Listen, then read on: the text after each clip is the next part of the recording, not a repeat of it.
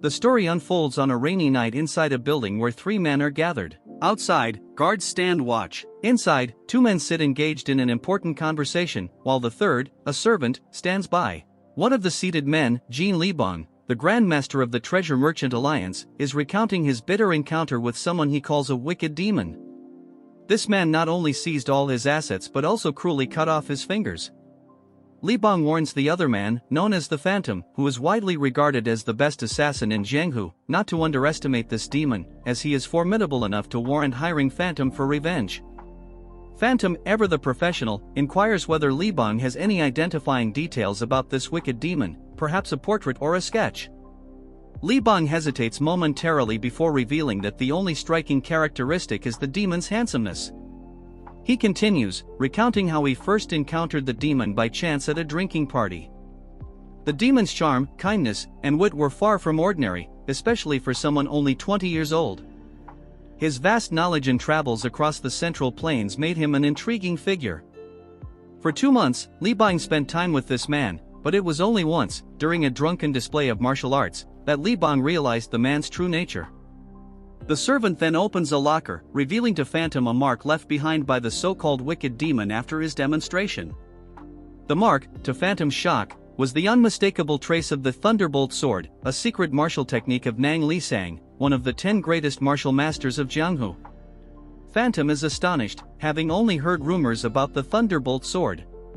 Libong elaborates, explaining that Nang Lisang had disappeared years ago during the Great War between the Orthodox Alliance and the demonic cult, vanishing after the conflict ended 20 years ago. At first, Libong couldn't believe the connection either, but his suspicions were confirmed when he saw the martial arts manual in the wicked demon's possession. Libong is certain that this man must have killed Nang Lisang and stolen his secret technique, a treasure worth more than 1,000 gold coins. The likes of the Sword of Life and Death and the 100 Great Masters of Jianghu all coveted it. Even Qion Muak, the renowned demon sword and one of the 10 greatest masters, sought after the demon, but none returned. Libong recounts his frustration, telling Phantom that each time he sent someone after this wicked demon, the man would find him. Not only did he sever Libong's fingers and take his fortune, but he also had the audacity to claim that it felt good, and there was no reason he shouldn't take everything Libong owned. Phantom, shocked yet contemplative, reflects on the story. It's hard to believe a 20-year-old could defeat someone like Qion Muak, but Libong's missing fingers tell no lies. Libong implores Phantom to kill this wicked demon, whose name is Jeek Legion, and restore justice. In another scene, Phantom approaches a servant sweeping the compound and asks to be shown the room where Legion once stayed. The servant obliges, leading Phantom through the building and speaking highly of Legion, mentioning how considerate he had been to even lowly servants during his stay. Phantom, however, remains skeptical, mentally noting how some see Legion as a warm-hearted person, while others paint a very different picture. Phantom had already done his own investigations, questioning other servants about the man. Some call him the elegant young master, while others remember him as a wealthy man who lost all his assets. To some, he's known as a fool who gambles away his money, claiming it's all for his future fortune. The final piece of information Phantom receives is that Legion competed in the Muram tournament, further complicating Phantom's understanding of who this man truly is. Legion seems to have many faces, and Phantom grows irritated, wondering who exactly this man is. The man leading him informs him that the room ahead was where Master Legion once stayed, and advises Phantom to take his time exploring it.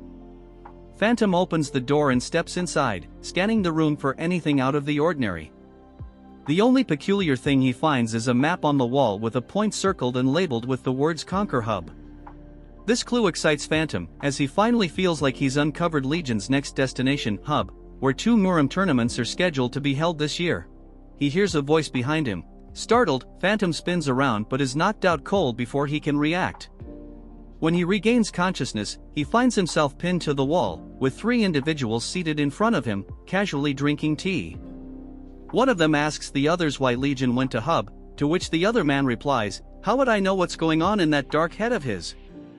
The only woman among them suggests they also head to Hub, as they have nothing else to do. However, the man seated to her right advises against it, warning that Jianghu would be thrown into chaos if she made an appearance. She then turns to Phantom and offers him a drink. As Phantom notices the energy radiating from the old woman and the scythe tied around her waist, he realizes that she is none other than the Supreme Demon Empress, Yang Hong, once the most trusted ally of the Heavenly Demon. The symbol on the other man's sword confirms that he is Nang Li Sang, the Thunderbolt Sword, who had gone into hiding. Shocked, Phantom realizes that he is in the presence of some of the most powerful figures in Jianghu, including Qion Wak, the Demon Sword, who exudes an ominous demonic aura. Seeing them all together, Phantom grasps that they are allied with Legion. Phantom demands to know why they haven't killed him. The old woman explains that they made a promise not to kill without permission, but they have destroyed his chi center and severed a tendon in his leg. Noticing that Phantom doesn't react, she adds, "I heard assassins don't fear death. They usually keep poisonous pills hidden in their teeth." Phantom, with a sad smile, realizes they are suggesting he kill himself. Resigned to his fate, he bites down on the poison pill hidden in his mouth. Before his death, Phantom bitterly comments that Legion is lucky to have protectors like them. The three masters respond that Legion doesn't need their protection. With that, Phantom succumbs to the poison. In the next scene, our protagonist, Legion, stands with two swords strapped to his back, confronting a group of martial artists. These typical side characters, as expected, arrogantly act as if they are in control. One of them exclaims with glee, "We've finally found you. Hand over the book containing the secret technique." His superior, however, cautions him not to be overconfident, reminding him that many masters have died seeking out Legion. He unsheathes his sword and steps forward, taunting Legion for being so fearless despite his age. But before the man can finish his sentence, Legion strikes, sending him flying and killing him instantly. Seeing their leader killed, the rest of the group charges at Legion in a rage. But with nothing more than a single finger, he blocks their swords. In swift succession, Legion dispatches the first two attackers, and one by one, the rest fall without offering much resistance. In a matter of minutes, they are all defeated, and Legion hadn't even drawn his swords, he only used his bare hands. After the fight, muses to himself, the story then shifts to a broader context, recounting the Great War between the Orthodox faction and the demonic cult. This battle raged on for 13 years, leaving an endless trail of tears, bloodshed, and despair. The war abruptly ended one day with an unexpected truce, though the details of this agreement remain a mystery even 20 years later. Both the Heavenly Demon cult and the Orthodox Alliance have maintained a strange silence since. As time passed, new factions began to rise within Jianghu, while others, weakened by the war, struggled to regain their former glory. One such weakened family is the Righteous Sword sect, where a young woman named Zhang Cherian is practicing her swordsmanship. Frustrated, she wonders why she cannot break through to the 7-star realm. Determined to master the Red Dead sword art and restore her family's honor, she feels stuck in her training. Her sister, Zhang Han, and brother-in-law approach her during this moment of frustration.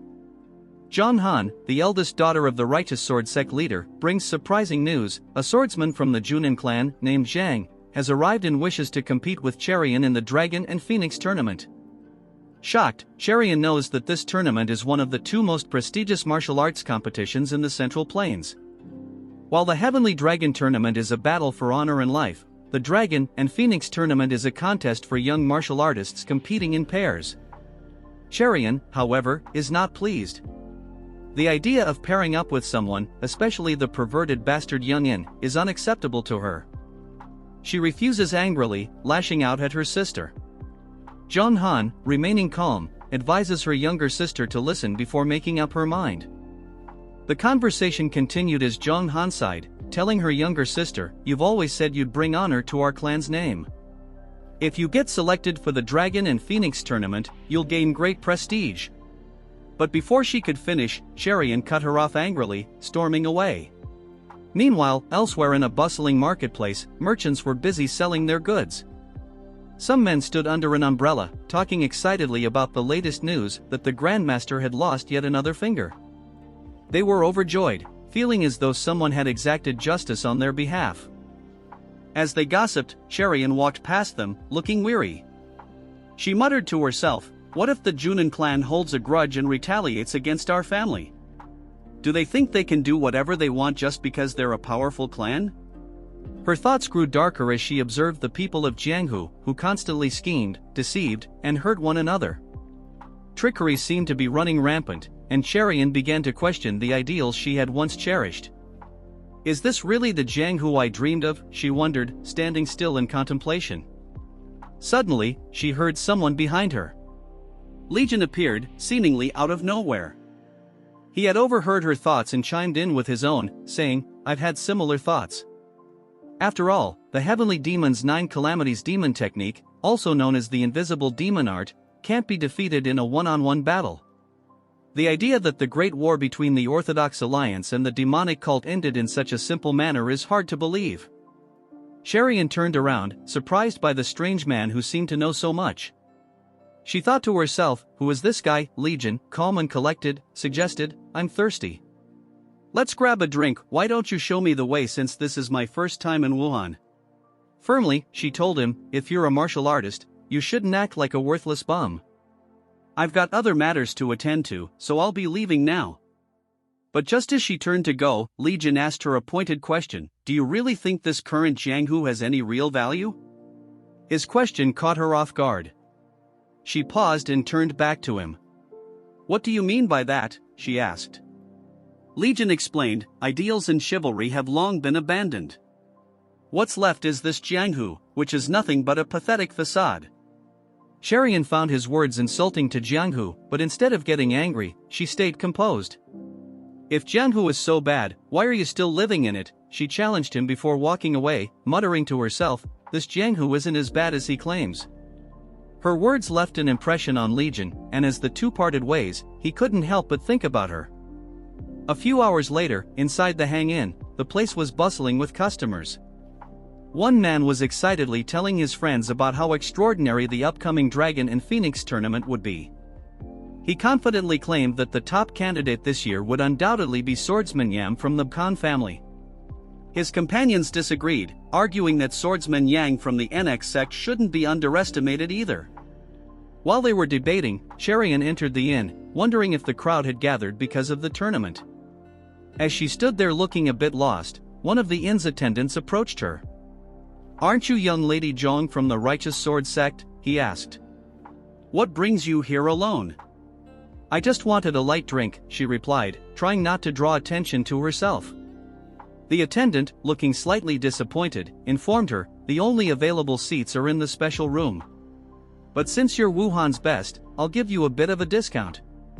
Hearing that she was regarded as Wuhan's best, the entire room turned to stare at her, which made Cherian feel awkward. She silently wondered who had spread such rumors about her. To her surprise, she saw the same strange guy again. Legion greeted her with a grin. If I'd known we'd run into each other again, I would have come with you in the first place, he teased. Cherian sighed to herself, thinking that her luck was truly strange today. She ended up sitting at one of the tables, feeling down. After a brief silence, Legion picked up a chicken thigh and casually asked her, do you know how to register for the tournament? Cherian was taken aback by the amount of food Legion was devouring.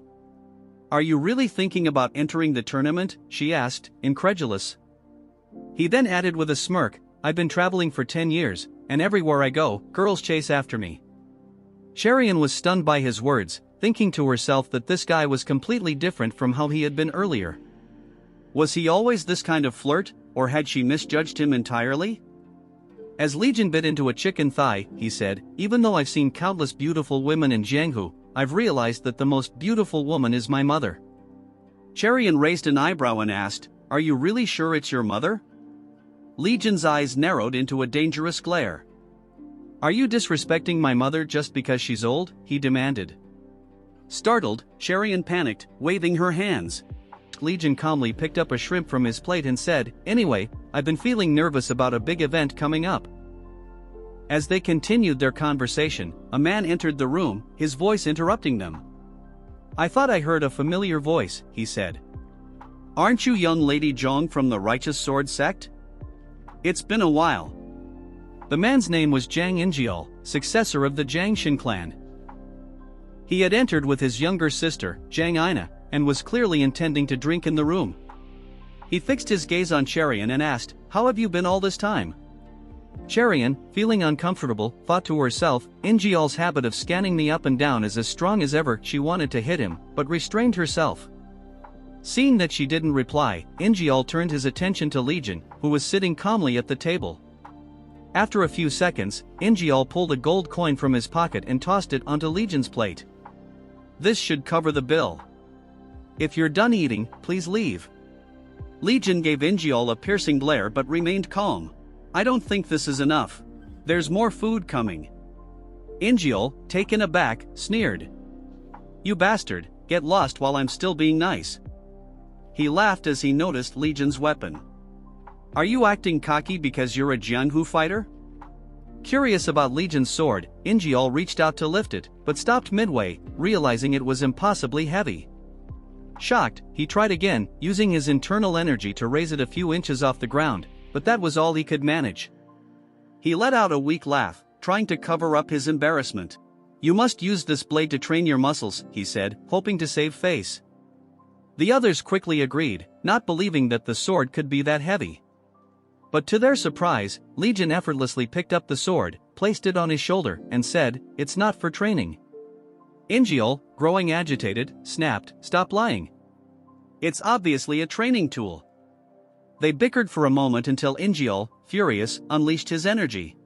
Before the situation could escalate, Cherian stepped in, telling them to stop. Her sudden intervention caught everyone off guard, even Ingeol. "Why are you looking at me like that?" he asked, smirking. "Are you interested in me?" He then grabbed her hand and added, "We'll be joining the Dragon and Phoenix tournament together anyway. It's a good idea to get to know each other before then." Cherian immediately pulled her hand away.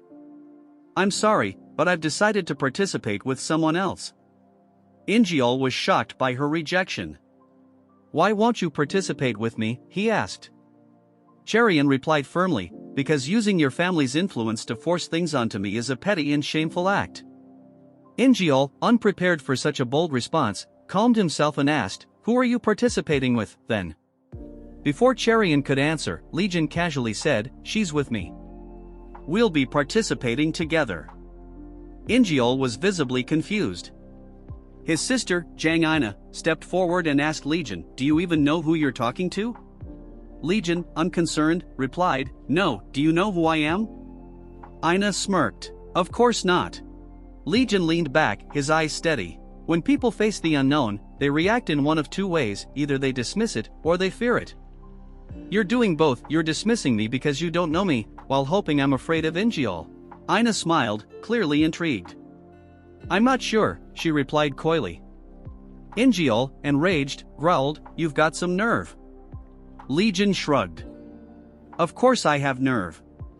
I eat well, and they say people who eat well speak well, too." He composed himself, straightened his clothes, and turned to Cherian.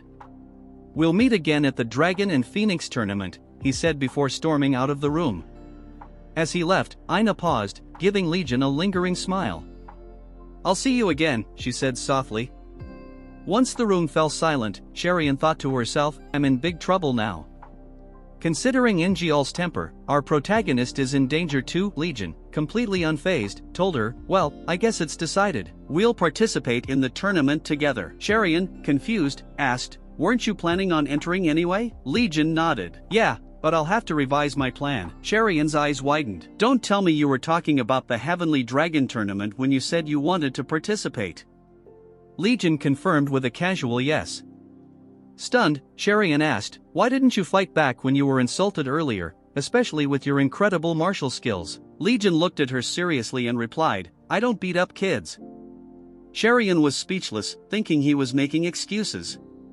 But when she saw the sincerity in his eyes, she was unexpectedly moved by his words. It seemed like he was telling the truth. Outside the inn, Ingeol's companions followed him, trying to console him. Another added, "It doesn't look like she's planning to win at all," rejecting young Master Ingeol and joining that laughable guy. Ingeol, however, didn't see Legion as laughable. The blade he had struggled with earlier was not something to be taken lightly. It was the first time Ingeol had seen him, and he couldn't help but wonder who exactly Legion was. Thinking to himself, "That arrogant woman, how dare she reject me? I'll make sure both of them regret this." With that, Ingeol left the scene, anger simmering within him. Meanwhile, inside the Righteous Sword sect, Huion was furious as she spoke with her mother. Cherian rejected young Master Ingeol's offer without a second thought. I've heard Ingeol is causing chaos at a brothel because he's upset. Her mother, Suei, the matriarch of the sect, replied, I was already worried. The rumors surrounding young Master Ingeol aren't good.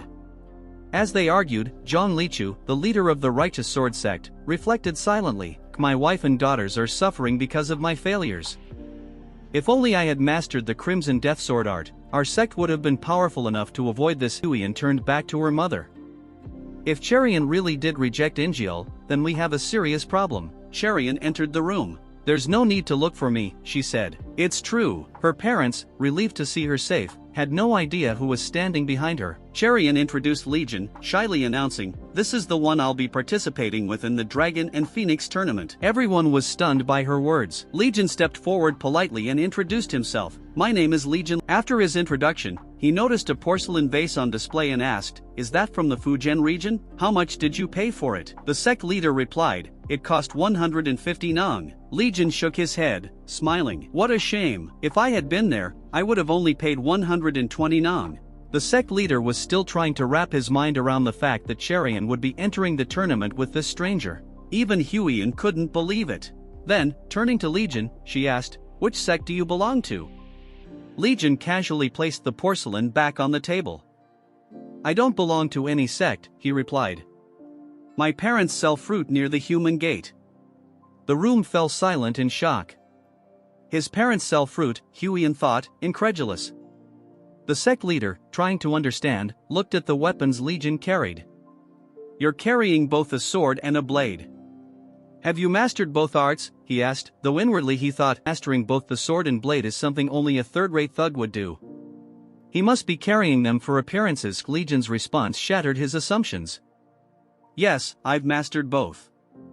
Surprised, the sect leader pressed on, who taught you martial arts? Your parents, who sell fruit. Legion nodded. Yes. Huiyan quickly approached Cherian, whispering urgently, you need to apologize to young Master Ingeol first thing tomorrow.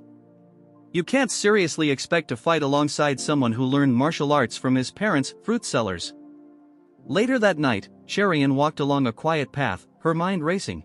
I brought Legion home to keep him safe from Ingeol. Can't sleep, she asked cautiously. Replied, I find it hard to sleep when I change locations. Besides, there's something I need to take care of tonight. I'm sending a few people to the afterlife. Cherian couldn't tell if he was joking or not. His calm tone while saying something so brutal unsettled her. Cherian then asked Legion what kind of people his parents were, mentioning that she had heard his mother was beautiful. Curious, she asked what his father was like. Legion paused for a moment, reflecting, and told her that his father was someone who tried to handle everything by strictly adhering to rules. While that wasn't necessarily a bad thing, his father's insistence on imposing those rules on him had been a source of frustration. More than that, his parents were strongly opposed to him entering the Jianghu, especially his father. Cherian mused to herself, it makes sense. His parents aren't part of the Jianghu, so they must be concerned for their son's safety. However, she was taken aback when Legion added that his parents weren't just worried about him, they were concerned for the Jianghu itself. She misunderstood his meaning, thinking his parents were merely worried about him, just as her own parents had been anxious for her. Changing the subject, Legion smiled and remarked that he felt like he had already digested his dinner since it only consisted of vegetables. With a playful tone, he asked if they would be serving meat dishes tomorrow. Cherian, amused, told him to stop saying such silly things and that he should leave after breakfast the next morning. Legion, however, looked at her and asked if she was worried about him. Flustered by the question, she quickly turned away, responding that she wasn't concerned about him but about the people he would encounter in the future. Meanwhile, at the front of a building shrouded in red mist, 4 thugs gathered around a fire. One of them was speaking grimly about a young man who had trembled while holding a sword, seeking revenge for his father. I couldn't just ignore him, the thug said with a mocking grin. I had no choice but to send him to his father's side. The group burst into laughter. Another thug chimed in, joking that by killing the boy, they had spared him from becoming an orphan. Their laughter was interrupted when Legion approached. Surprised, they asked who he was and if he even realized where he was standing. Legion calmly replied that he knew he was at the Dark Hub, a place notorious as the Wandering Market. The men laughed at his audacity. So, you know what kind of place this is, and you still came, one of them jeered. Another added, the world's gotten soft. Even kids are wandering around here now. But Legion, unfazed, spoke in a serious tone, warning them that if they called him a kid again, they wouldn't live to see another day. The thug, stunned by Legion's boldness, unsheathed his sword, growling that he had been taking it easy on him because he was just a little kid. But now, his patience had run out. With a roar, the man charged at Legion, intending to kill him. Before the blade could reach him, Legion activated a technique, releasing energy from his palm. In an instant, no one could quite grasp what had happened. One of the other thugs, confused, mocked the attacker, asking if he had been beaten by a child. But to their shock, the man collapsed, dead. Legion looked at the group and said, "Today is the day I take my first step toward the future. I had no choice but to steel my resolve, as this moment is vital for me." Angered and bewildered, the remaining thugs drew their swords.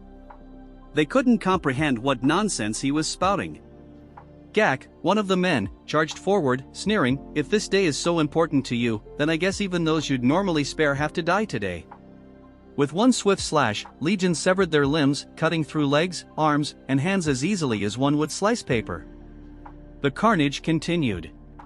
From the bottom floor to the top, Legion cut down everyone in his path, leaving corpses strewn across the building. When he finally reached the top floor, he kicked open the door to reveal a corpulent man surrounded by women who were massaging and fanning him. The man, known as the Gluttonous Emperor, leader of the Dark Hub, looked unfazed by Legion's entrance. The maids smiled seductively as they sensed Legion's presence.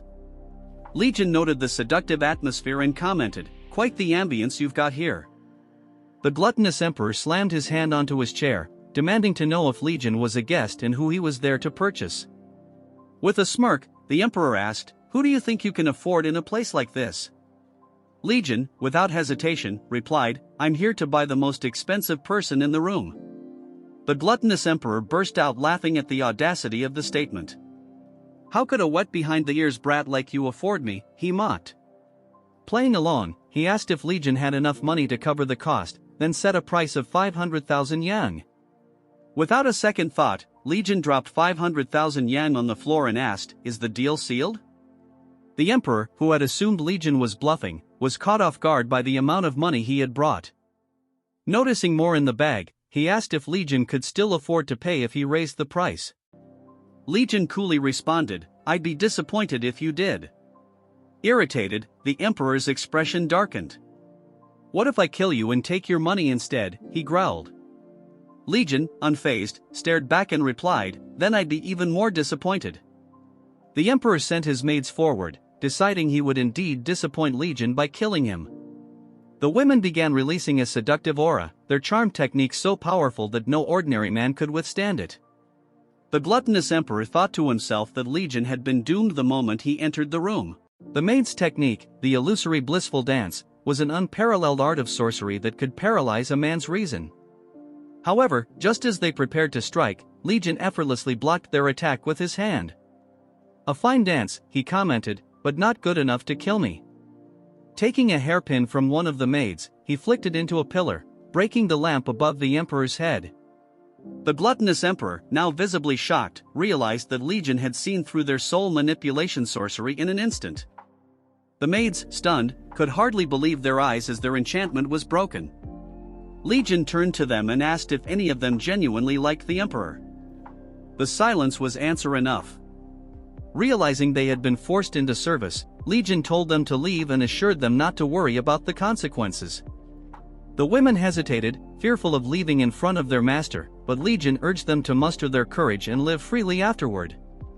The Emperor, laughing darkly, interrupted, calling Legion's speech impressive but warning him that he would only be allowed to leave after having his limbs cut off.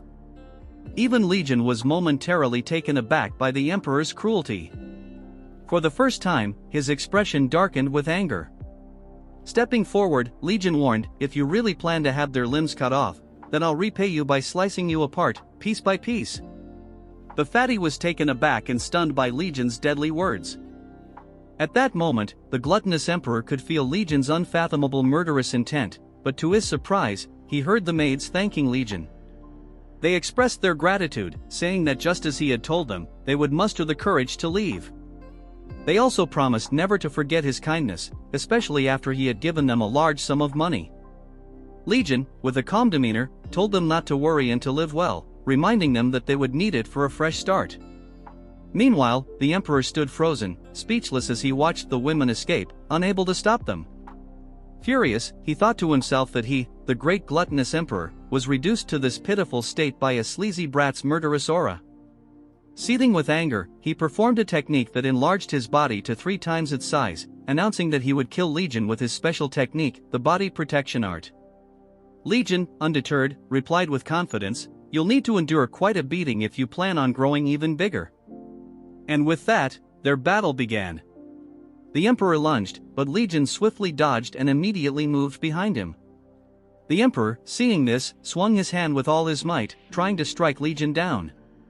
But Legion dodged effortlessly midair, a smile on his face, which only enraged the emperor further. Angry that Legion kept evading his attacks, the emperor was determined to turn him to dust. But while still airborne, Legion taunted him, saying, "I despise scum like you." With a single, powerful kick to the emperor's chest, he sent the massive man flying through several doors, breaking them in the process. The emperor coughed up blood but quickly stood back up, summoning energy to his hand, intending to kill Legion. But before he could attack, Legion spat in disgust, saying, "You filthy pig, keeping those women imprisoned." He flicked a stone with incredible speed and force, piercing through the emperor's hand and completely shattering it. The emperor, unable to believe what had just happened, stumbled to his knees, realizing he was the Goliath brought down by David's stone. Recognizing that the young man before him was a true master, the emperor refused to accept defeat. He gathered all his remaining energy, shrinking in size but doubling in power. However, before he could make a move, Legion appeared in front of him in a blur, his hand brimming with energy. With a single blow, Legion struck the emperor in the stomach, sending energy ripping through the man's body and destroying everything in its path. Finally, the giant was brought to his knees. Legion calmly told the emperor, "I paid for your life, so I'm taking you with me." The emperor, now on the brink of death, weakly asked where Legion was planning to take his dying body. Legion replied, "I think you misunderstand. I wasn't talking to you." The emperor let out a bitter laugh, saying there was nothing he could do now, adding that if it had been someone like Legion, he could have stolen away without confrontation. So, he asked, "Why bother confronting me?" Legion's response was cold and straightforward, "I needed a reason to kill you." The emperor laughed bitterly again, admitting that Legion was indeed a worse man than he was. Legion acknowledged this, saying, "Perhaps. But good people never fall into my trap."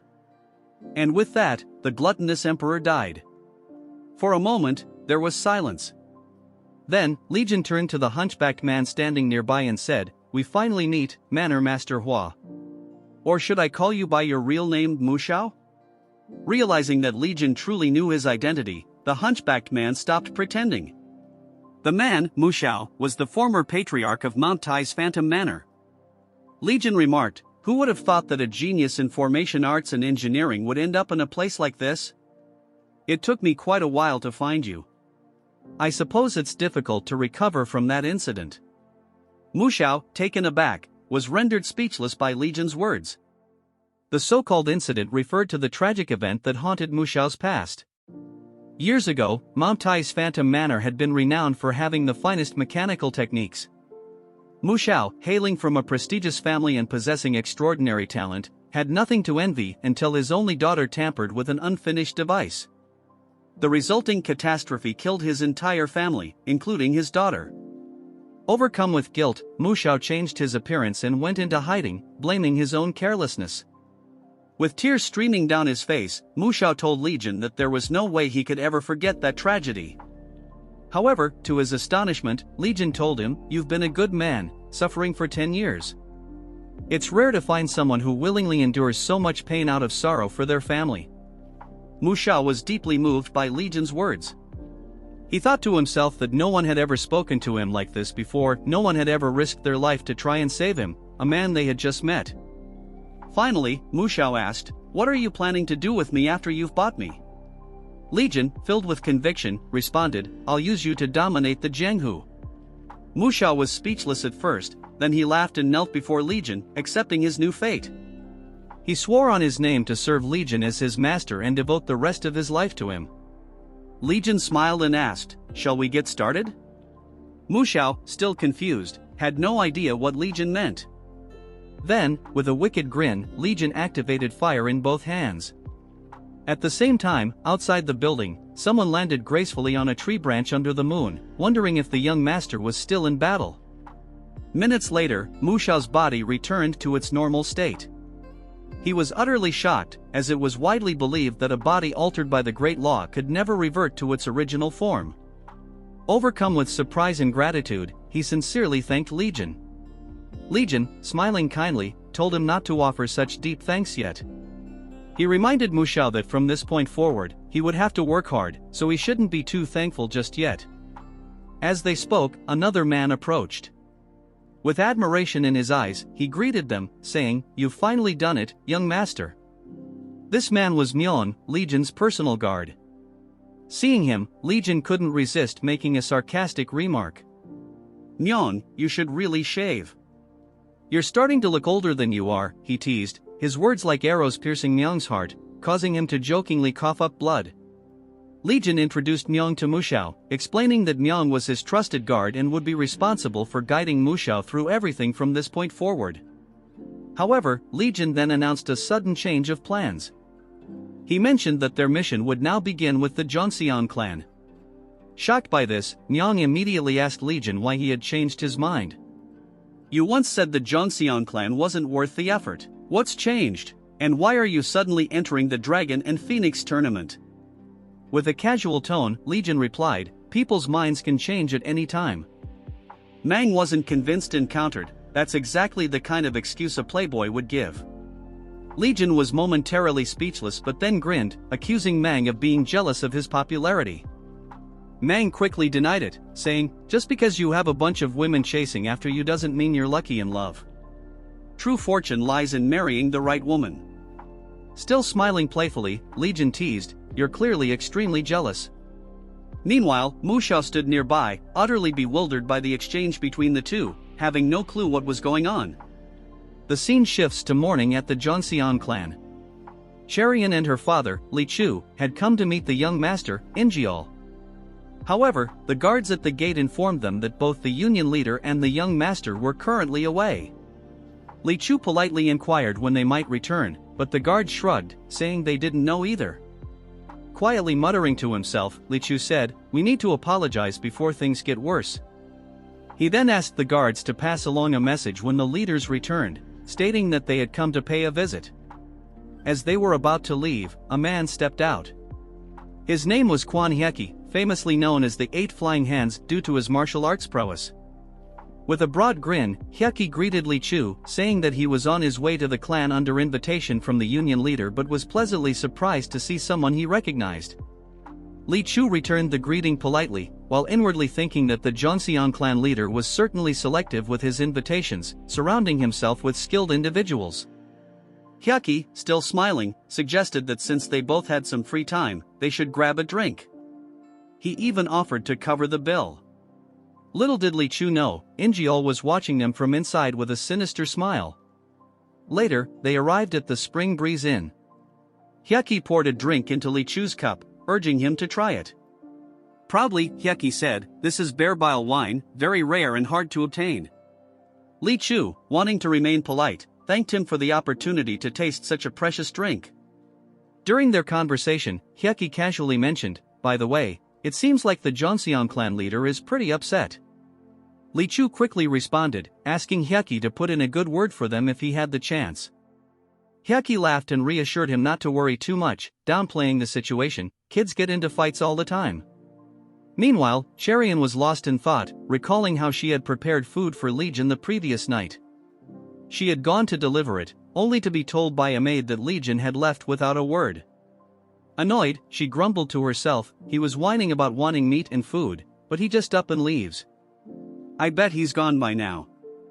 Back at the inn, Li Chu thanked Hyeki for the meal, saying he had enjoyed the evening and appreciated the fine wine. Just as Li Chu was about to offer to treat Hyeki next time, Hyeki suddenly acted surprised, making a flimsy excuse about forgetting something urgent. Before anyone could react, Hyeki bolted out the door without paying the bill. The inn's attendant, unsurprised, handed the bill to Li Chu instead. Upon seeing it, Li Chu was shocked. Just one bottle of wine had cost 120 non, and the side dishes were outrageously priced. He sighed deeply and told the attendant that he didn't have the money at the moment but would return the next day to pay. However, the woman boldly replied, "We don't accept credit, but given your situation, we won't overlook it either. So, until you bring the money, your daughter can stay here." Li Chu, frustrated and angry, demanded, "Are you really going to hold my daughter hostage?" The woman coolly responded, "Think of it as collateral. If you can't pay, your daughter can entertain guests during her stay." Li Chu was left speechless, wondering if the woman had lost her mind. It became clear to him that this wasn't just any ordinary winehouse.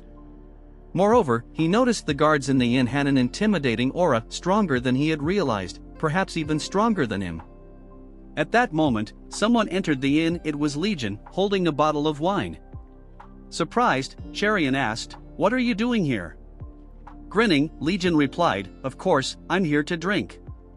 He placed the bottle on the table and casually told the attendant, "The wine tastes a bit off. Did you mix something into it?" The attendant, trying to remain composed, asked him to explain. Legion, in a calm tone, said, "I heard big shots come here quite often. Do you also serve fake wine to them?" The attendant, now nervous, tried to maintain her composure. "You're clearly drunk. Please lower your voice. You don't want to cause a scene here." But Legion smirked and loudly declared, "The bear bile wine you're serving is fake." His words quickly drew a crowd, curious about the commotion. Confidently, Legion continued, "If I can prove the wine is fake, I'll take everything this place has earned today. And if I'm wrong, you can brew liquor from my gallbladder." The crowd followed him as he led them to a small, rundown house behind the inn, much to their surprise. No one had expected the place to have a backyard. Some murmured, wondering what proof Legion could possibly have. Standing before the locked door, Legion asked, "Doesn't it seem strange to you all that they store wine so far away in a hidden place, even chaining the doors with iron locks?" The attendant tried to argue, claiming they stored trade secrets there, not wine. But before she could finish, Legion shattered the door with his bare hands.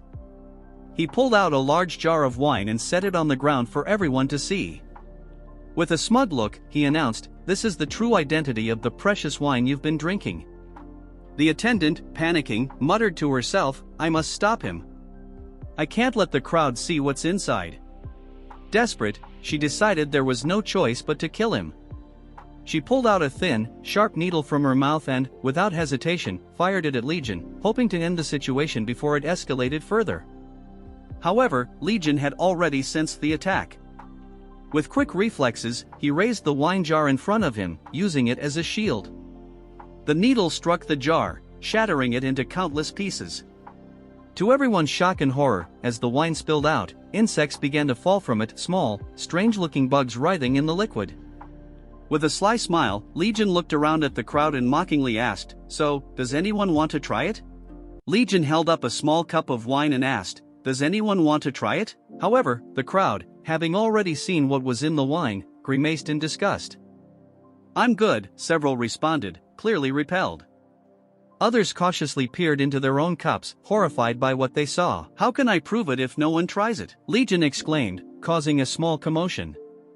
He was fully committed to his offer when someone from the back shouted, "Stop it, you lunatic. I've never heard of this, making beer bile wine with such insects." Unfazed, Legion brought the insect close to his face, explaining, "This insect is called the black-painted insect. It's named that way because its back resembles a piece of art." The man who had called him a lunatic asked, "So what about it?" Legion smirked. "The black-painted insect tastes almost like beer bile, especially its excretions. It's so similar that no one with an ordinary sense of taste would notice." Upon hearing that they'd been drinking the insect's excretions, everyone became even more distressed. Suddenly, a man of grand stature interrupted. "How do you know that?" His presence shocked even Madam, and we learned this was Elder Y, the leader of the Southern Peak Alliance. After the conclusion of the 13-year-long Great Orthodox Demonic War, which saw heavy losses, the 9 great sects and the 4 great families sealed their doors, and the demonic cult retreated into seclusion. In the void left behind, for major forces rose to power in the Jianghu, with the Northern Heaven Supreme Family and the Southern Peak Alliance becoming the strongest. Seeing the others bow before him, it became clear that this ordinary-looking old man was one of the most powerful figures in the current martial world. Legion, too, seemed surprised by the reactions of those around him. Elder Y spoke again. "I've heard that the black-painted insect only lives in the south. How do you know about them?" His experienced face scrutinized Legion closely. Legion replied calmly, "I've wandered a lot since I was young." The old man's curiosity deepened. "Your knowledge is quite vast. Who are you?" Legion smiled. "I am Legion, eldest son of drifting clouds and flowing water." The old man muttered, "Drifting clouds and flowing water?" With a grin, Legion elaborated, "The best fruit merchants on the outskirts." The old man and his servants were visibly surprised. After a moment, the old man laughed heartily, saliva flying from his mouth. Is he intentionally hiding his identity? How impressive, he thought to himself. Meanwhile, Legion continued to tease Acharian with the insect. Behind the old man, his servant contemplated something. The Alliance leader is interested in this kid? How strange, the servant mused. We learned this servant was the White Tiger Squad leader of Southern Peak. A large man spoke up, "I'll try it if you want," turning to the old man, who nodded in agreement. The big man took a few sips of the wine, then turned to a woman with a disgusted expression and shouted, "Why, you blasted little! Wait, this is the same as what we drank earlier." His revelation caused an uproar, with others exclaiming, "What, did we really drink that? Please calm down. I'm being framed," the madam protested, trying to lie her way out of the situation. The crowd wasn't having it. "Bring us the real stuff, then, or give us your head." Her guards hesitated, thinking, the leader of the Southern Alliance and the White Tiger Squad are here. "We can't do anything." Madam, growing desperate, warned, "Do you know who's behind me? You'll all die if you mess with me." Amidst the chaos, Legion smiled. The sect leader turned to him and said, "Young master, if it weren't for you, we would have been in serious trouble." "Thank you," bowing his head in gratitude. Legion replied casually, "Of course. Who else would do something as awesome as this?" His nonchalant tone surprised the man further. Legion continued, "From now on, I'll be expecting to be treated as your savior." As the old man watched Legion, the big man remarked, "What an interesting person." The old man responded, "No, he's more than that." The big man was puzzled. "Pardon me?" A surge of energy rippled through the old man. From the moment I saw him, a feeling I had long forgotten rushed back, a combination of pleasure, excitement, desperateness, and ambition. It's stirring inside me, just like the day I conquered the Southern Peak Alliance. I have no idea why I feel this way. The big man, perplexed, thought to himself, the Alliance leader, with his insight, can see through just about anyone, but even he admits he doesn't know? Does that mean this guy is truly that special? Later that night, under the cover of darkness and as the wind howled through the forest, we saw a man running for his life, his clothes soaked in blood. "I must alert them at all costs," he muttered to himself, his face strained with desperation. As he ran, a shadow suddenly appeared beside him, causing him to instinctively reach for his sword. His pursuer had caught up. We learned that this bloodied man was a member of the Orthodox Alliance. After seeing the pursuer's badge, he recognized it immediately. The badge belonged to the Northern Heaven Supreme Family. "We don't have time," the pursuer said urgently. "We must cancel the Dragon and Phoenix tournament, and the Heavenly Dragon tournament. A group called the Flying Swallows Association is plotting a massive conspiracy. But this year's tournament is hosted by the Northern Heaven Supreme Family," the wounded man replied. "Why are you trying to reach the Orthodox Alliance instead of reporting this to your superiors? There's a spy among us. I can't trust anyone." Suddenly, they heard others flying toward them. "Damn it, they're chasing us. I'll become the bait. You must escape and deliver this message," the pursuer ordered. "You're the first person I've told." The wounded man, slightly relieved, said, "What a relief." But in an instant, the pursuer's face darkened. A smug grin appeared as he whispered, "You're mistaken." Before the wounded man could react, the pursuer sliced his head in half, blood splattering across the forest floor. As the head rolled away, the man spoke coldly, "The ones chasing us aren't from the Flying Swallows Association. They're from the Flying Swallowtail Association." Butterflies fluttered around as we noticed a woman's foot delicately perched on a small branch. A man kneeled before her and greeted her, saying, "The 16th butterfly greets the alliance leader." She responded, "What happened to the others?" The man replied, "The 14th butterfly has already taken care of them." With a fan in her hand, she smiled, a beautiful face twisted with a murderous gleam in her eyes. "I knew he would handle it," she said. She added, "The Dragon and Phoenix tournament will be a nightmare." In the same dark night, Legion and Cherian walked together, heading somewhere. "I'm looking forward to it," Legion remarked, referring to how tasty the meat would be that the second leader planned to buy.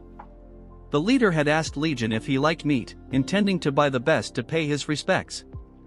"I'm hungry just thinking about it," Legion mused. "You're always hungry," Cherian teased. "It's because I've been thinking a lot lately," he replied. "To conquer the world?" one of the girls asked. "That too," Legion responded, grinning. Then he added, "and other things." But suddenly, his expression darkened, his smile vanishing. Cherian wondered if he was feeling lonely, being in a foreign land. As they continued walking, she stopped and smiled broadly, thanking him for the help earlier. She mentioned that the young master of the family had tried to lift Legion's sword and had deliberately ordered the madam to provoke him. "To think I even considered entering the Dragon and Phoenix tournament with such a lunatic," she said. "That's why I'm telling you to enter with me." "I'll bring you victory," Legion replied. Cherian's eyes suddenly turned toward him, curious about what he meant. "Very well," she agreed. Legion smiled, too. "Winning might be difficult, but I at least want to put that man in his place," she added. The night sky and shining moon bathed the scene in pale light as both of them said in unison, "Let's do our best." "You don't have to, but if that's what you want," Legion said with a shrug. Then, sensing something, he added, "But first, we'll need to deal with that lunatic." Both of them turned their heads to see a man who had once run off after eating and drinking, leaving them to pay the bill. The man addressed them, "Are you the one who upset young Master Jang? My informant told me that some strange lunatic ruined everything."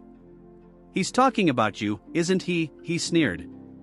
Legion, unbothered, asked, "Do you always run backward to check on the targets you were supposed to kill?" Cherian was startled at the mention of killing. The man chuckled. "Yes, the order was to kill you. And that woman will be a problem too." His wide grin and murderous aura made Cherian's skin crawl. She whispered, "I can feel his murderous intent. He really means to kill us. Will we even be able to defeat him if we join forces? I've never actually fought anyone in real combat before." Her hands trembled as she gripped her sword. She asked Legion, "Do you have any experience in real combat?" Legion, now standing just behind her, pleaded, "Please, save me," hiding behind her as she broke into a cold sweat. We then learned that this man was a master of palm techniques. His skill was so refined that his hands seemed to multiply into 8, earning him the name 8 Flying Hands. He had once been a hero who dreamed of creating a better Jianghu, but seeing only villains prosper, he abandoned the distinction between good and evil, becoming a villain himself.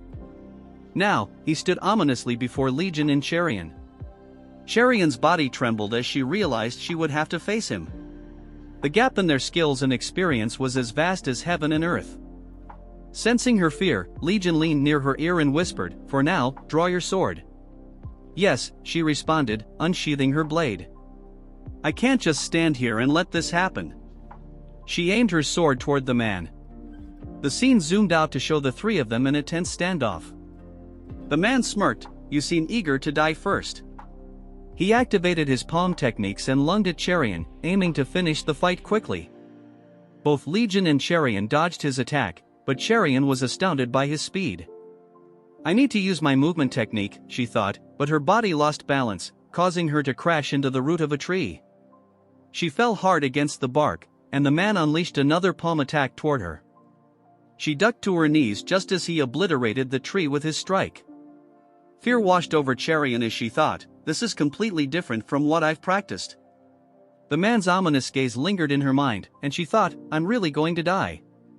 Legion, noticing her fear, calmly said, "Don't rely on your movement technique. Let your body flow, and the sword will flow with it." She heard his words and focused on her sword. "Your feet don't move the sword. The sword moves first, and your feet follow," Legion instructed. She concentrated, repeating to herself, "The sword first, then my feet." The man sneered at Legion. "Quite the talker for someone hiding behind a woman," he taunted. In that moment, Cherian, taking advantage of the distraction, attacked. But the man easily blocked her strike, barely breaking a sweat. Her eyes filled with desperation.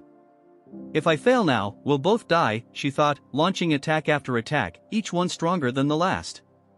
The man parried them effortlessly and mocked, "Do you really think these childish tricks will work on me?" He lunged for her face with one of his palms, but she ducked and retreated. Blood trickled from a wound on her shoulder. What should I do, she thought, panic rising. Something seemed off, and Legion pointed it out. Why is your swordplay so delicate when it's normally heavy?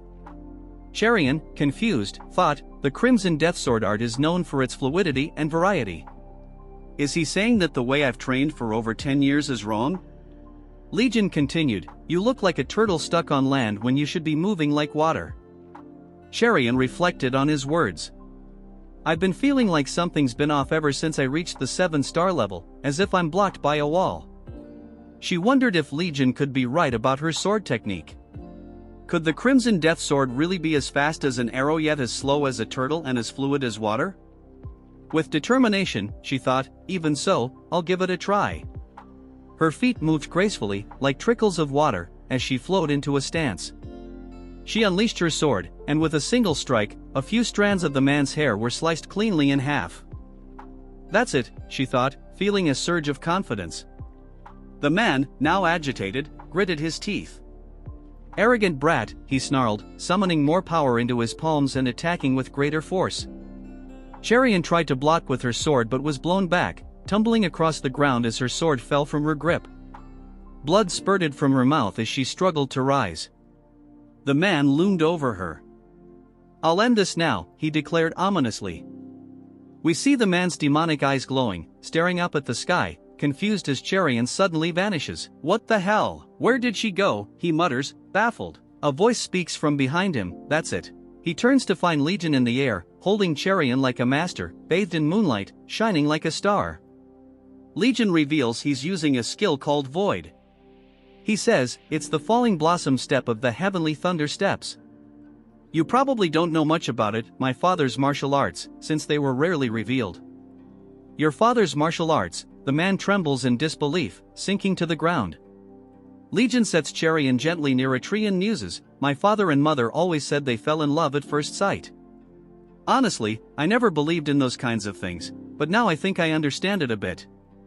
Shaking, the man stammers, you mastered the reverse flow of wondrous movement? How could a kid learn such a martial art? With one swift strike, Legion crushes the man's skull. We see fragments of the man's teeth, skull, and nose shatter as he crashes through a tree, slamming hard into the ground. No way, the man gasps, coughing up blood. He realizes Legion is at a level far beyond his comprehension. Staring at the broken tree, the man begs for his life. Please, let me live. Legion coldly responds, do you know why I hate my father? If it were him, he would have told me to forgive you. He's really frustrating like that. The man, panicked, thinks, is he insane? Desperate to escape, he tries to flee. Legion continues, but my mother always told me never to live like that. Never to follow my father's ways. As Legion's true nature surfaces, he unsheathes his blade. Even if my father's path is the right way, he says, I will always follow my mother's path.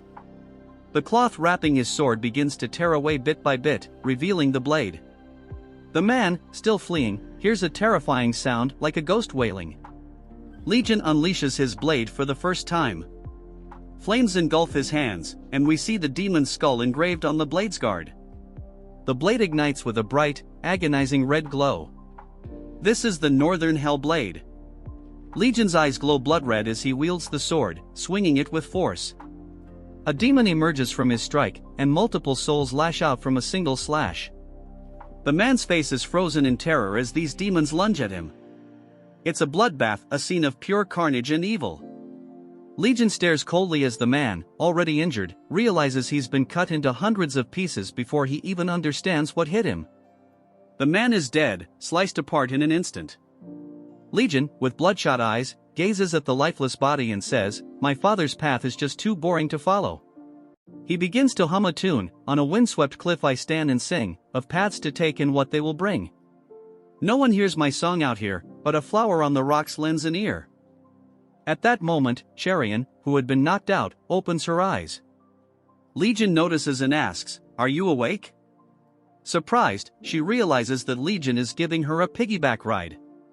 She asks him to put her down, but he insists on continuing since she's hurt. Cherian, still groggy, doesn't remember much. Legion explains how the man had no luck at all.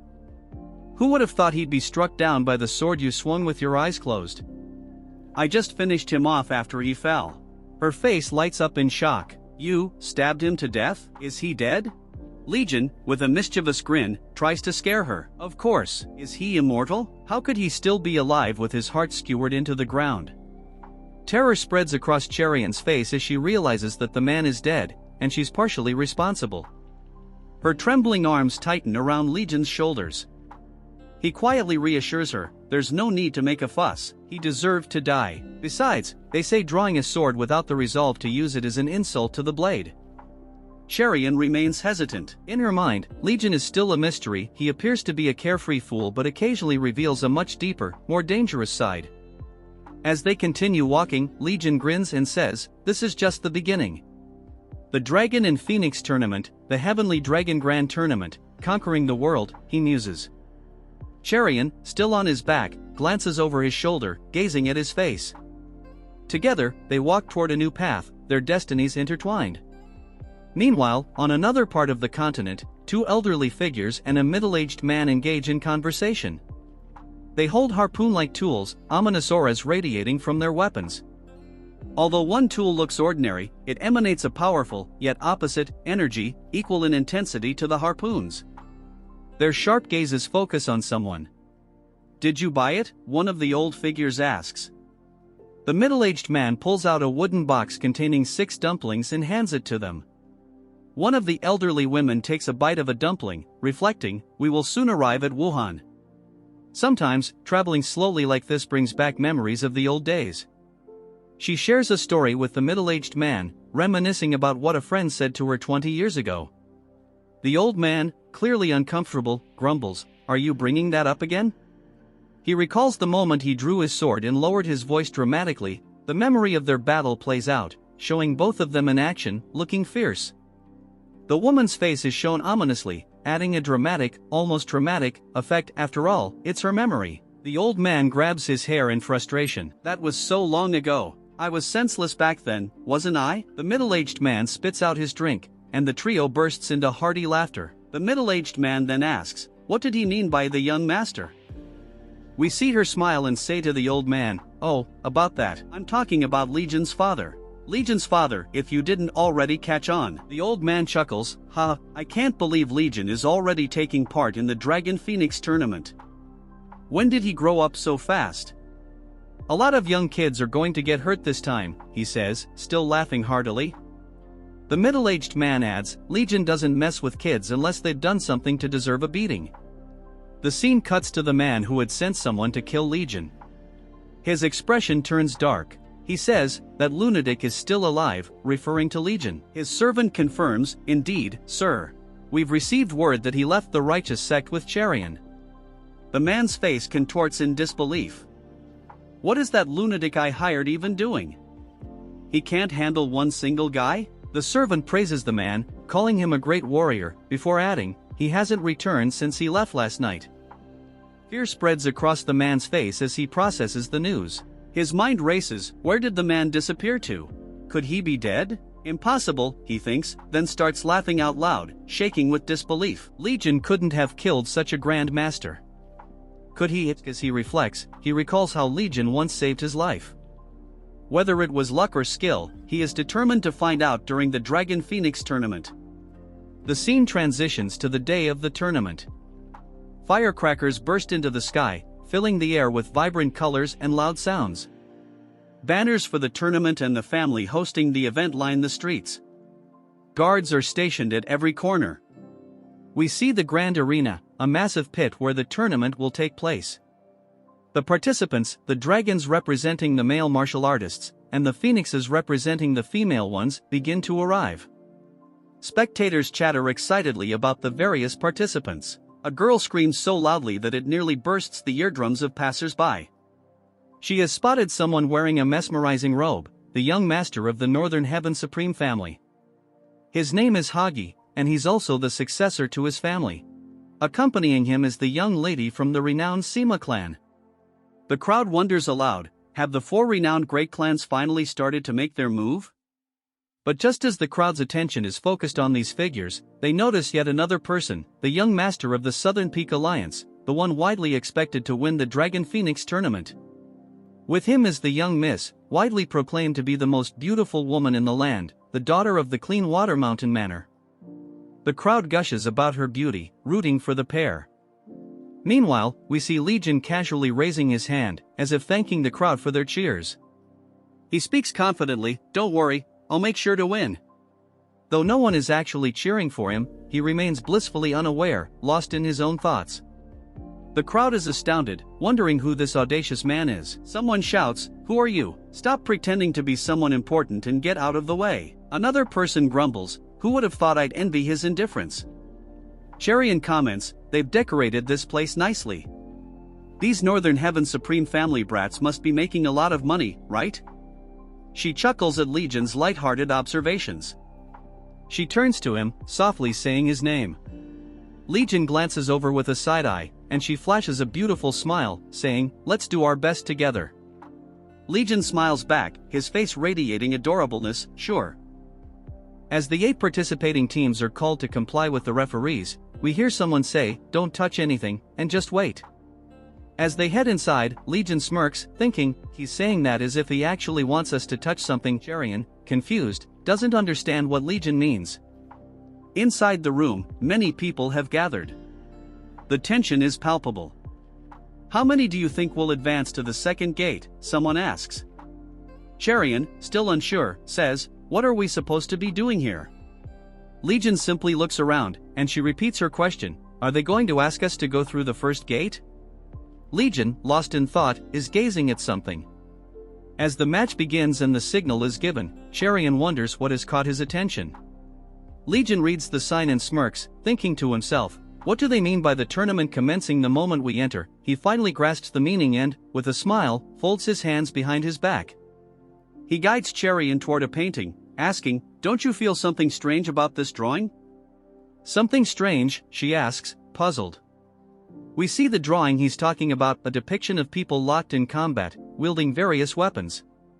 Cherian stares at it, lost in thought. After a moment, she finally realizes the meaning behind it. In the painting, there are 18 figures, each holding one of the traditional Chinese martial arts weapons. Cherian starts to explain, "That means," but before she can finish, Legion cuts her off. "That doesn't mean anything. It's a trap to draw your attention to the 18 traditional weapons," he says. Her face flushes with embarrassment. "A trap? Then are you saying there are other hidden secrets?" Legion nods, "Take a closer look." Cherian examines the painting again, but at first, she sees nothing unusual. Then, her pupils widen. She notices something peculiar. While the figures seem to be fighting, they all have their eyes fixed on one thing, an incense burner held by the last figure in the painting. It radiates light in the middle of the battle. In the hall filled with people, there is indeed an incense burner placed on a table, just like the one in the painting. They were explicitly warned not to touch anything, under threat of disqualification. The examiners are watching. "Be careful not to touch anything, even by accident," Cherian warns as Legion's hand inches closer to the burner. With a loud noise, Legion grabs the incense burner. The room goes silent as everyone watches him, stunned. A man with a red sword glares at Legion as if he's an idiot. Legion lifts the incense burner and examines it from below. His actions confuse the onlookers, but Legion has discovered something. The words Dragon and Phoenix Hall are inscribed under the burner.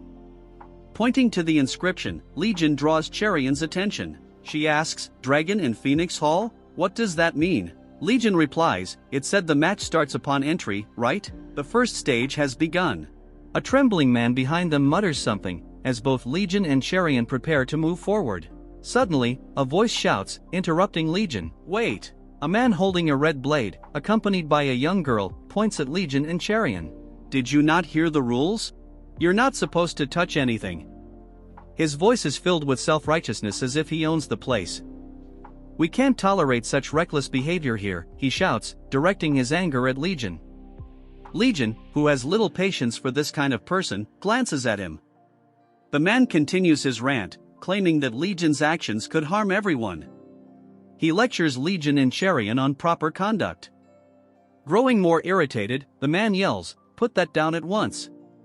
Legion, having dealt with people like this countless times before, sighs and calmly responds, "There's something gravely wrong with you." He takes a breath and adds, "Why does a young man like you only live by the rules?" Cherian, standing behind Legion, wonders to herself, "He looks like he's the same age as us." Legion tries to teach the man a different perspective, one where young people should challenge and reject the existing order. But the man refuses to listen, dismissing Legion's words as childish excuses. Still shouting, his anger rising, the man's spittle flies as he rambles on. He casts a sideways glance at the instructors, who are watching the scene unfold without a hint of emotion. A smug smile forms on the man's face. Perfect timing, he thinks. Subduing this idiot would leave a strong impression. "There's no rule that says I can't draw my sword," the man boasts as he pulls out his blade, threatening Legion. "Words won't sway me," he sneers. His companion, sensing the danger, tries to de-escalate the situation. But the arrogant man has already made up his mind. Assessing Legion, he says, "Don't worry, I'll just teach him a lesson."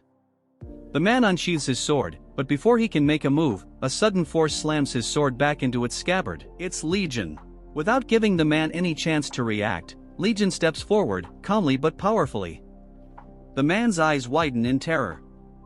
"That lunatic," he stammers, as Legion's presence overwhelms him. Legion's true, deadly personality begins to surface once again, his ominous smile creeping across his face. The same smile that heralded death and destruction just a short while ago. The man can't believe the sheer strength behind the slight movement of Legion's palm, his confidence crumbling in an instant. We see Legion coming even closer to the man's face, saying to him, "Let's not humiliate yourself and listen to your little sister." The man is now sweating relentlessly as he tries to speak. We get to know that he cannot move an inch because of the murderous intent put on him by Legion. As we observe this happening, everyone's attention is now allocated towards them. As we see his sister coming towards his wrist, we see her saying to her, "Big brother," about how he did while holding back. "You mustn't point your sword recklessly at the powerless." The man wonders who is the powerless here. We see her bowing her head and saying, "Excuse our rudeness towards Legion." Legion seems to be happy as he takes a breath, smiling. He puts down the incense burner on the table. As we see him calling Cherian to go with him, we see that even though the little girl didn't realize it, Cherian did indeed realize what happened, or at least a glimpse of. That distressed a bit as we observe the guard says to Legion, "You will be eliminated if you leave without permission." Legion, without any hesitation, says sure, seeing that other onlookers were surprised about how and why Legion is leaving on his own accord. We see Legion turning around, saying, "You may be pathetic, but I will give you a chance because of your little sister. If you want to advance to the second gate, follow me." Legion said as we look at the expressions on the face of both the brother and sister. The man grits his teeth, saying to Legion, "Didn't you hear that you will be eliminated as soon as you leave?" We see Legion getting out of the hall, just chuckling about it. As he leaves the building, we see other people gathered there looking towards them.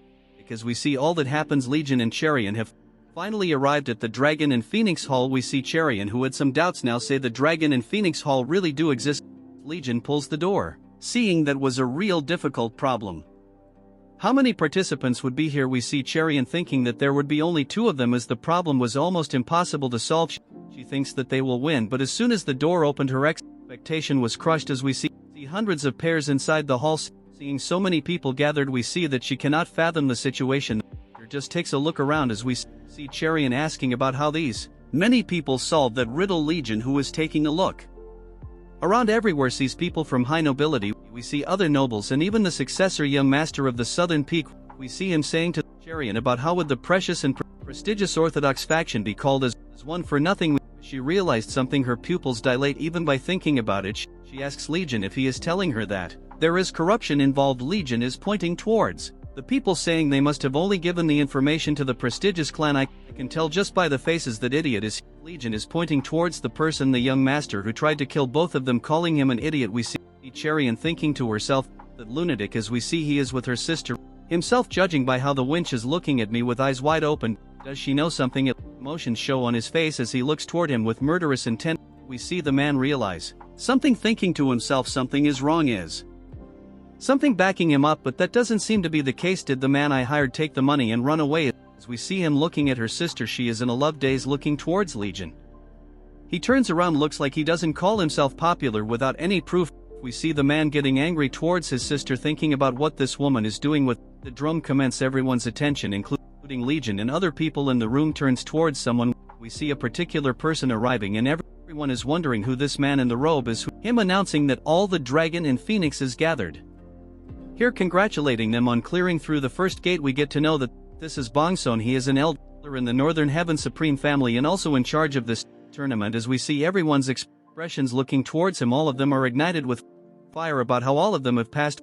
We see even Charian is excited about how Legion was right and they passed. We see someone stop all this excitement, saying, "Please wait, you return now." We see the guards stopping those brother and sister who earlier had a scuffle with Legion. The guy with anger on his face saying this is unacceptable.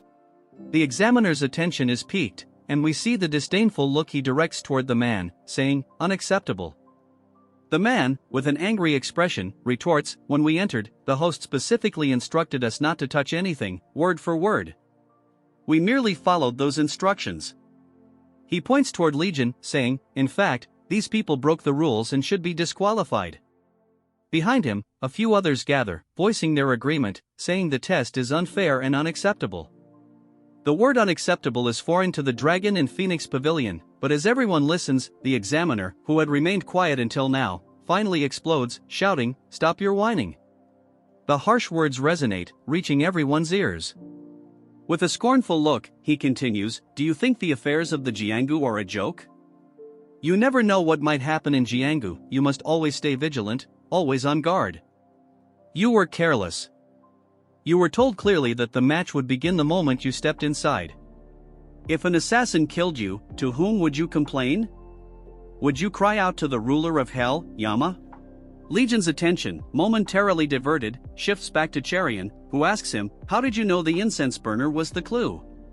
Was it just a coincidence?" Legion softly corrects her, saying, "There is no such thing as coincidence in the Jianghu." Charian reflects on his words, realizing that Jianghu is far more dangerous than she had initially thought. We see a young brother and sister, with the girl tearfully saying, "We only did as we were told." The stark disparity and cruelty of the situation seem even harsher than Charian initially imagined. She considers that if she were with anyone else but Legion, she might have faced a similar fate. The siblings console each other, deciding there's nothing more to do but go home. Meanwhile, the examiner grins, announcing, "You should be grateful to be eliminated today, because this Dragon and Phoenix tournament is about to turn into hell." As evening falls, Legion holds out a skewer of grilled meat to someone, saying, "Here, have a bite." We see someone's mouth eagerly sampling Legion's cooking. It's Charian's younger sister, delighted by the taste. "It's so delicious," she exclaims. "I know, right? Awesome, isn't it?" Legion replies, smiling brightly. He tells her, "It might be the same meat, but when I grill it, it's on another level."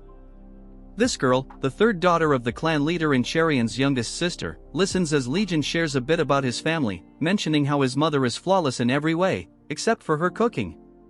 To avoid a cheap taste, he had to teach himself how to cook. "The joy of eating is one of life's greatest pleasures," he adds. Food, alcohol, and women, to be exact. Charian's sister is finally beginning to understand his philosophy. She admits his cooking surpasses even hers, despite her own skill. Charian notices her sister's liveliness and reminds her to chew properly. Her sister responds, "It just melts in my mouth before I can even chew." Charian has never seen her so lively before. We learn that her sister was always healthy until she fell mysteriously ill at the age of 7. Even the best physicians couldn't find a cause, let alone a cure. Charian wonders, will she ever recover? It only seems to worsen over time. The clan leader observes that while she usually struggles to eat even a spoonful, thanks to Legion, today has been wonderful. Grateful, he thanks Legion for also helping his daughter through the first round. Legion confidently assures him, "You can rely on me for the second round as well." The leader, surprised, reflects that in the past, he might have dismissed this as mere boasting, but now he sees that Legion is anything but ordinary.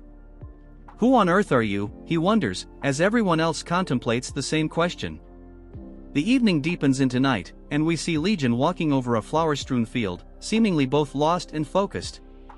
As he steps forward, a faint sensation catches his attention. The ground suddenly trembles, rocks flying up from beneath the surface, turning the once peaceful flower field into a harsh training ground fit for grandmasters. With a smile, Legion remarks, "This looks amazing." Behind him stand the Villa Master and his friend/servant, who notes that he has disabled the formation arts. The Master reveals that the formation was the 9 Palaces Extinguishing Flower Formation, the lightest of the 3 formations within the manor. The second is the 5th element and 7-star formation, and the last is the Celestial King of Light formation. Once activated, not even a martial master can escape without dismantling it. Legion nods, acknowledging, it's a formidable formation, no doubt. But, Villa Master, you're mistaken about one thing, there are martial arts that can break formations without dismantling them. The Villa Master looks on in astonishment as Legion adds, one day, you'll understand. The night darkens further as Legion's subordinate informs him that a new mechanism, called the 7-step path of the Grim Reaper, will soon be installed alongside 3 major buildings, whose construction is nearing completion. This is just one step closer to forming Jianggu's strongest sect, Legion says, glancing at his subordinate, who looks back with confidence. We've found the Wind God's location, just as you predicted. I will go to him tomorrow, the subordinate reports. But why all of a sudden? Legion asks. The subordinate replies, hinting, is there someone to whom you wish to offer it? Legion, catching his sarcasm, replies, that's a bad habit, asking when you already know the answer, testing the waters. Realizing his error, the subordinate apologizes, saying, I can't help it. We see them both standing peacefully, and Legion muses about how the night view always excites him, though he doesn't quite understand why. Is there some story I don't know about? Like me falling into a well when I was young and being trapped in darkness for a day or two? The man beside him replies, nothing like that ever happened. And even if it had, you would have crawled out on your own. Reflecting on his own childhood, Legion seems to harbor some self-loathing. He calls out the man's name, and the man responds, yes, young master? Gazing over the vast expanse of Jianggu, Legion asks, can I have the light all to myself? In the bustling streets of the marketplace, we see Legion and Cherian walking together as she asks where he's taking her. Legion only gives her a calm look, then tells her, I'm getting you a real weapon. A real weapon, she wonders. In the past, Legion noticed that she has poor taste in selecting weapons, choosing only based on appearance and price. He's even given her his own pocket money before, but now he's had enough of her whimsical choices. He says he's taking her to a reputable place, leaving her with a puzzled look. They arrive at their destination, where lanterns illuminate walls filled with various types of spears, showcasing different weapon-handling styles. A stern-looking man in a blacksmith's robe stands nearby. Cherian senses the intimidating atmosphere, and as she looks around at the thousands of weapons on display, she realizes this place feels out of place for someone like her. She recalls that Legion once claimed he'd never been to Wuhan before, so how does he know about the Dark Arms Merchant? The Dark Arms Merchant is a secret establishment dealing in rare and dangerous weapons. As Legion scans the room, he says, is this all you've got here? The merchant scrutinizes Legion, noticing the unusual aura emanating from his blades. With a forced smile, he offers Legion something unique, a special item reserved for distinguished guests. He opens a box, and a frosty chill wafts out, introducing the weapon as the Frozen Jade Dagger. The dagger radiates energy and an aura that chills the room. Legion observes it intently, muttering something to himself, while Cherian gasps, it's so beautiful. Her awe is tempered by the price, a staggering 15,000. Her eyes widen as though she's seen a monster, not even death had frightened her this much before. Legion, trying to negotiate, asks, what can you throw in as a bonus if we buy this? Cherian is stunned by his question, a bonus? The merchant considers, then asks if there's anything Legion wants in particular. Casually, Legion asks if they can simply pick another item from the display. The merchant isn't fooled, he understands that Legion knows these aren't ordinary items. But he also thinks that Legion is quite an unusual person. It appears that the merchant agrees, as Legion smiles and gestures toward his choice. The merchant's eyes widen in surprise, realizing what Legion has just selected.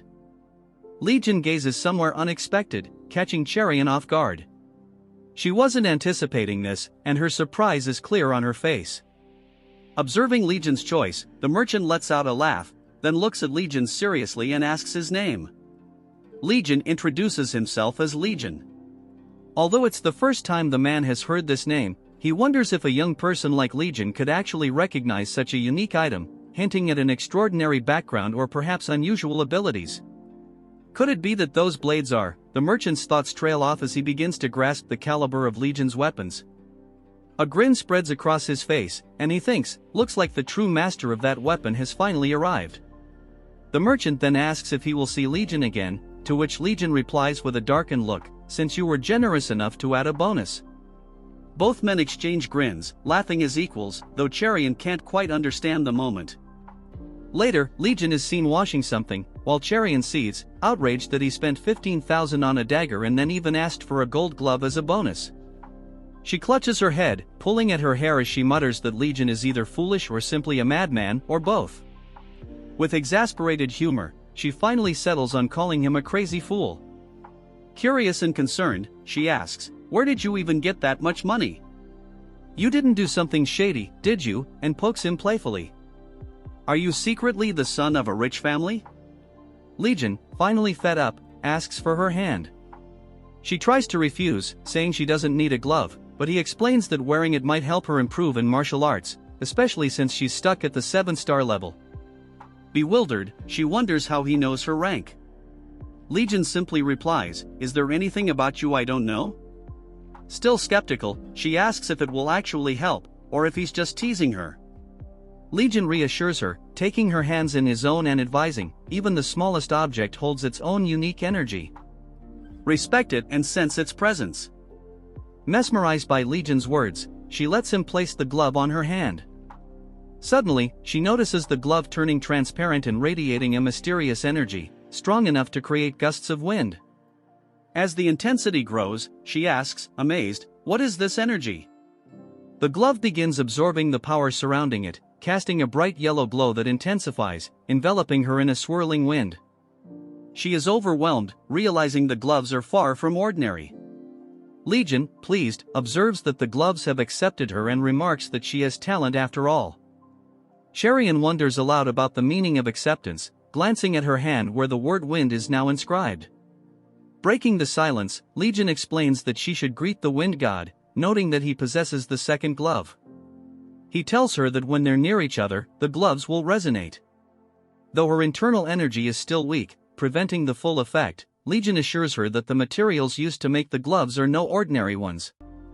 He goes on to explain that their original owner was the Wind God, the greatest martial master of Jianggu, over 300 years ago. In short, this is a treasure among treasures, he says. Perplexed, she wonders aloud why such a priceless item would be hidden in the Dark Arms merchant's collection. Legion shrugs, speculating that the merchant may have been waiting for someone who could recognize its true value. With these gloves, you'll even be able to block a sword with your bare hands. But given your current level, you'd still get hurt. At least, though, your hands won't get cut off. With sincere curiosity, she finally asks, "Why are you treating me so kindly?" Legion falls silent at her question, then smiles at her, his expression reminiscent of an old soul in a young body. Meanwhile, rain begins to fall upon the pavilion as preparations are underway for the Dragon and Phoenix tournament. The next day, Legion sits in a chair, with Cherian beside him, as she points to a long stone slab and asks about the footprints etched into it. The examiner announces the second round of this year's Dragon and Phoenix tournament, the test of striding. He explains that the task is simple, they must traverse from one end of the stone slab to the other, following two specific rules. First, they must step on the marked footprints, and second, each pair must assist and cooperate with each other. Some participants murmur that striding seems easy, convinced they'll have no issues.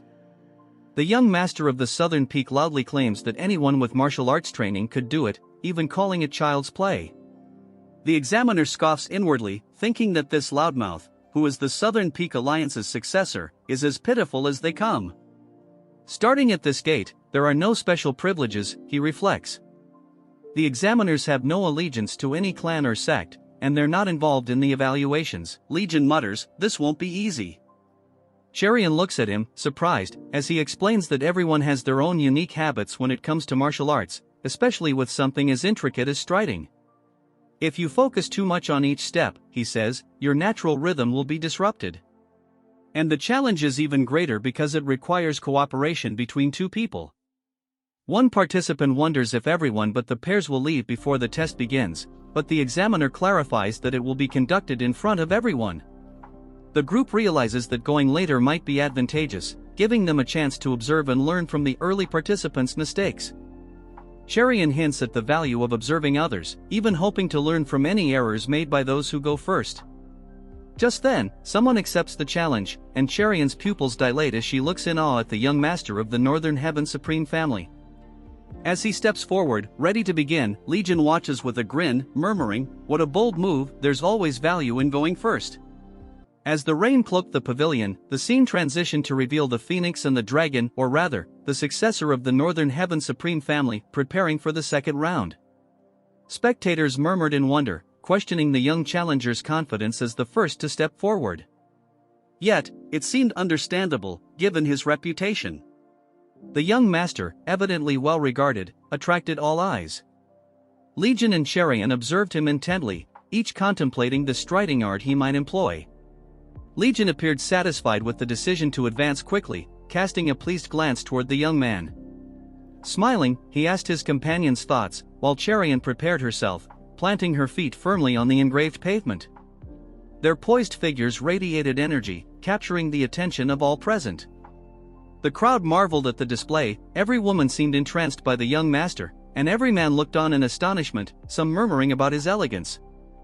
In mere seconds, with swift, deliberate steps, the young master moved forward. His composure and focus were unshakable, and as he approached the finish line, Cherian couldn't hide her admiration for his incredible speed.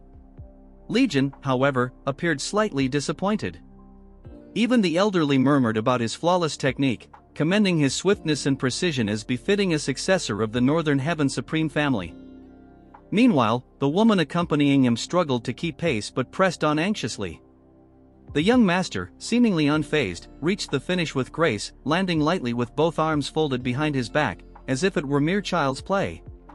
The crowd erupted in applause, impressed by his feat, yet not everyone shared the excitement. A certain youth from the Southern Alliance appeared displeased, though the woman beside him seemed intrigued. As cheers rang out, Legion turned his attention to Cherian, who nervously asked, "For some reason, I'm anxious. Will we be able to pass?" Sincerely, she looked to him for reassurance. Legion smiled but answered with unexpected candor, "No." Taken aback, Legion stood, adjusting his blades. "Let's practice," he said, beckoning her to follow. "But aren't we watching anymore?" Cherian asked. Legion dismissed the idea, explaining, "It's obvious. Most will attempt to replicate his striding art and fail. This test is about finding your unique steps, not copying in others. We can't pass like that." His tone carried an unusual seriousness, his face unreadable. Under a rainy sky in a secluded courtyard, the pair arrived at a quiet spot devoid of prying eyes. "This is perfect," Legion remarked. He instructed Cherian to demonstrate the Scarlet Trace sword technique, promising to guide her. "However," he added, "you can't pass this test with just the 7-star realm proficiency of that technique." Cherian, baffled, looked at him in disbelief. "You're saying you can refine my technique after seeing it only once? Who are you? Are you already a master?" In the rain, with his blade and sword resting on his back, Legion smiled knowingly. "I'm good enough to teach you," he replied, his tone firm yet enigmatic.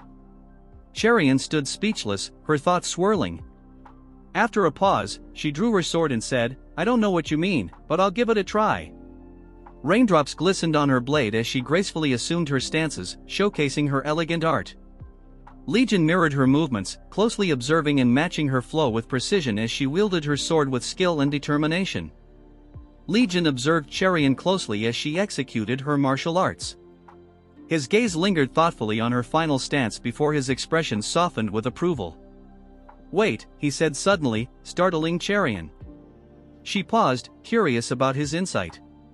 "Try slowing that part down by half a breath," Legion instructed. Following his advice, Cherian adjusted her rhythm. Almost instantly, the aura surrounding her doubled in intensity. Her eyes widened in disbelief. She had only slowed her movement slightly, yet the sword's flow and energy felt entirely transformed. "Good," Legion said, nodding with satisfaction. "Keep going." His tone conveyed his pride in her progress. Minutes passed as Cherian demonstrated her refined technique, her blade cutting through the air with increased precision. "Bring your arms closer in," Legion corrected. His instructions came quickly but precisely. "Your left foot is out of place. Fix it. You're moving too fast there, slow it down." Every word from Legion seemed to refine her technique further. Each correction elevated her skill in ways she hadn't thought possible. Even Cherian began to recognize the profound impact of his guidance, realizing how invaluable his input was. As the rain finally ceased, Cherian's movements reflected in the water beneath her. Her martial arts radiated a completely different essence than before, almost unrecognizable from what she had practiced until now. Her final stance exuded grace and elegance, a testament to her transformation. Legion smiled as he observed her progress, proud of the results his guidance had achieved. Cherian, still holding her sword, trembled with disbelief. The technique she had just executed felt like a completely different art. "Is this the Scarlet Trace sword technique I knew?" she wondered, her gaze shifting toward Legion. The calm smile on his face only deepened her bewilderment. Legion congratulated her warmly. "Your Scarlet Trace sword technique has surpassed the 7-star realm and reached the 9-star realm." Cherian's pupils dilated as she stared at him in shock. Thoughts raced through her mind as she tried to comprehend the extent of his skill. Finally, she asked, her voice tinged with incredulity, "Is martial arts a joke to you?" In the midst of the relentless rain, deep within the forest, a lone figure stood. This was Legion's loyal servant and companion, his gaze cold and sharp, enhanced by his stolen eyes. His focus was fixed on a nearby pathway surrounded by towering trees. Moments later, 3 elders emerged from the shadows, a stern old woman and 2 men wearing caps. Their aura was dense and ominous, radiating a palpable tension. The man greeted them politely, his voice steady. "You've arrived. It's been a long time." The old woman responded with a faint smirk. "Indeed, it has." He continued, "The young master is participating in the Dragon and Phoenix tournament. Allow me to escort you to the competition hall." The woman, examining him closely, quipped, "Sure, but I see you haven't shaved. You look much older." Her comment hit the man like a piercing blow. One of the elder men added, "You look at least 5 years older," delivering another verbal strike.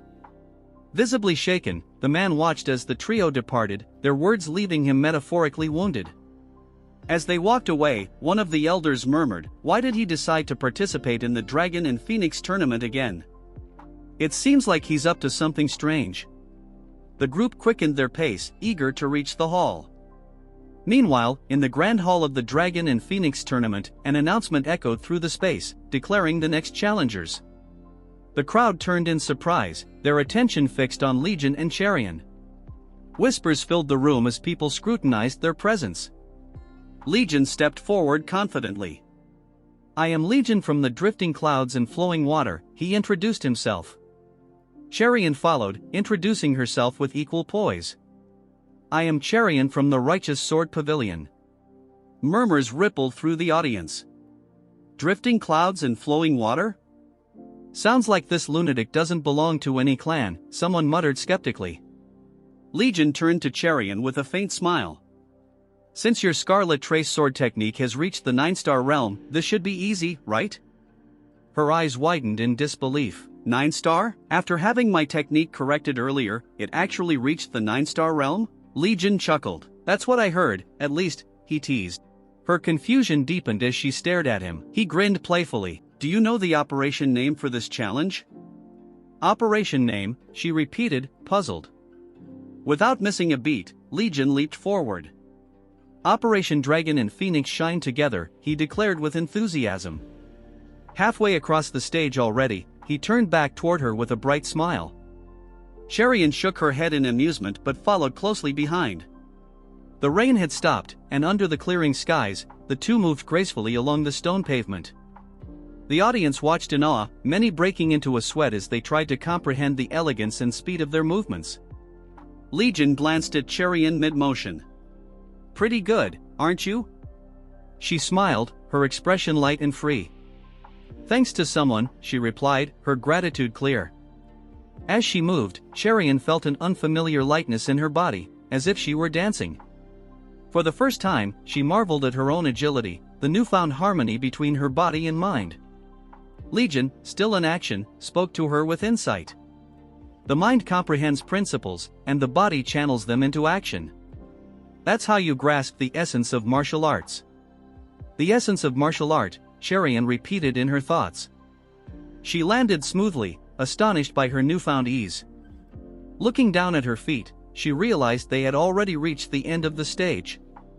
Beside her, Legion had also finished with equal composure, a satisfied smile on his face as they stood victorious together.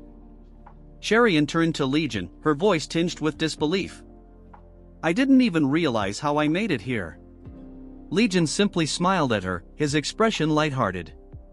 That was an impressive operation. Dragon and Phoenix shine together, he remarked with a grin. Cherian returned his smile, her features softening as his words sank in. The examiner's voice echoed through the hall, announcing their success. Legion and Cherian have passed the second round of the Dragon and Phoenix tournament. Outside, the streets buzzed with conversations. Everywhere, people discussed martial arts and the events of the tournament, the excitement evident in every word. Amid this lively atmosphere, Legion strode purposefully through the crowd, his expression focused. Soon, he arrived at a secluded area where the three elders awaited him. As his gaze met theirs, Legion's typically cold demeanor melted into a youthful smile. Stretching his arms wide, he exclaimed, "Grandmother!" His tone was filled with childlike warmth as he approached for a hug. Before he could reach her, a small blade flew toward him, grazing his forehead and drawing a trail of blood. The old woman sneered, "Disgusting lunatic. Anyone would think you were my real grandson." One of the elder men chuckled from behind. "You really do act like a brat." Their laughter filled the air, creating an oddly cheerful scene despite the tension. Legion wiped the blood from his forehead with an exaggerated pout. "It's been so long since we've seen each other, and this is how you greet me? You're too much." The old woman shook her head, her tone sharp but tinged with amusement. "You told me you're establishing a martial faction here. What exactly are you planning after stirring up such trouble?" Legion's playful smile shifted into one of cool determination. "What do you think?" he replied, his voice steady but cold. "I'm going to devour the Jongo Union." The old woman's expression turned serious. "Do you think uniting Jianghu is that simple? Beyond the 4 great alliances, what about the 9 great sects and the 4 major clans?" Her sharp gaze bore into him as she added gravely, "And what will you do about the divine cult?" The mention of the divine cult, a power equal to the demonic cult, caused the atmosphere to thicken. For a moment, even Legion's composure faltered. But then, his calmness returned. "I don't concern myself with what hasn't happened yet," he said nonchalantly. The tension eased as the elders sighed. The old woman muttered, "Who does this boy take after?" Legion instructed his companion and servant, "Escort them well." The servant hesitated before asking, "Where are you headed, young master?"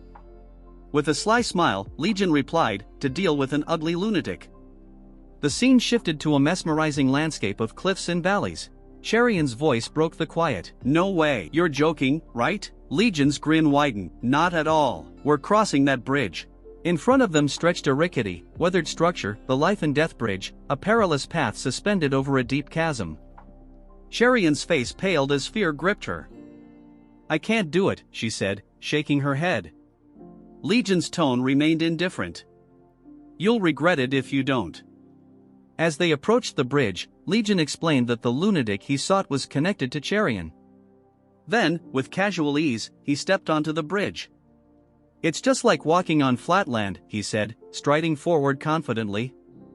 Cherian froze, horrified by the sight of him standing above the treacherous cliffs. "You could fall at any moment," she shouted. Legion turned to her, his expression calm. "That kind of thinking separates an expert from a novice.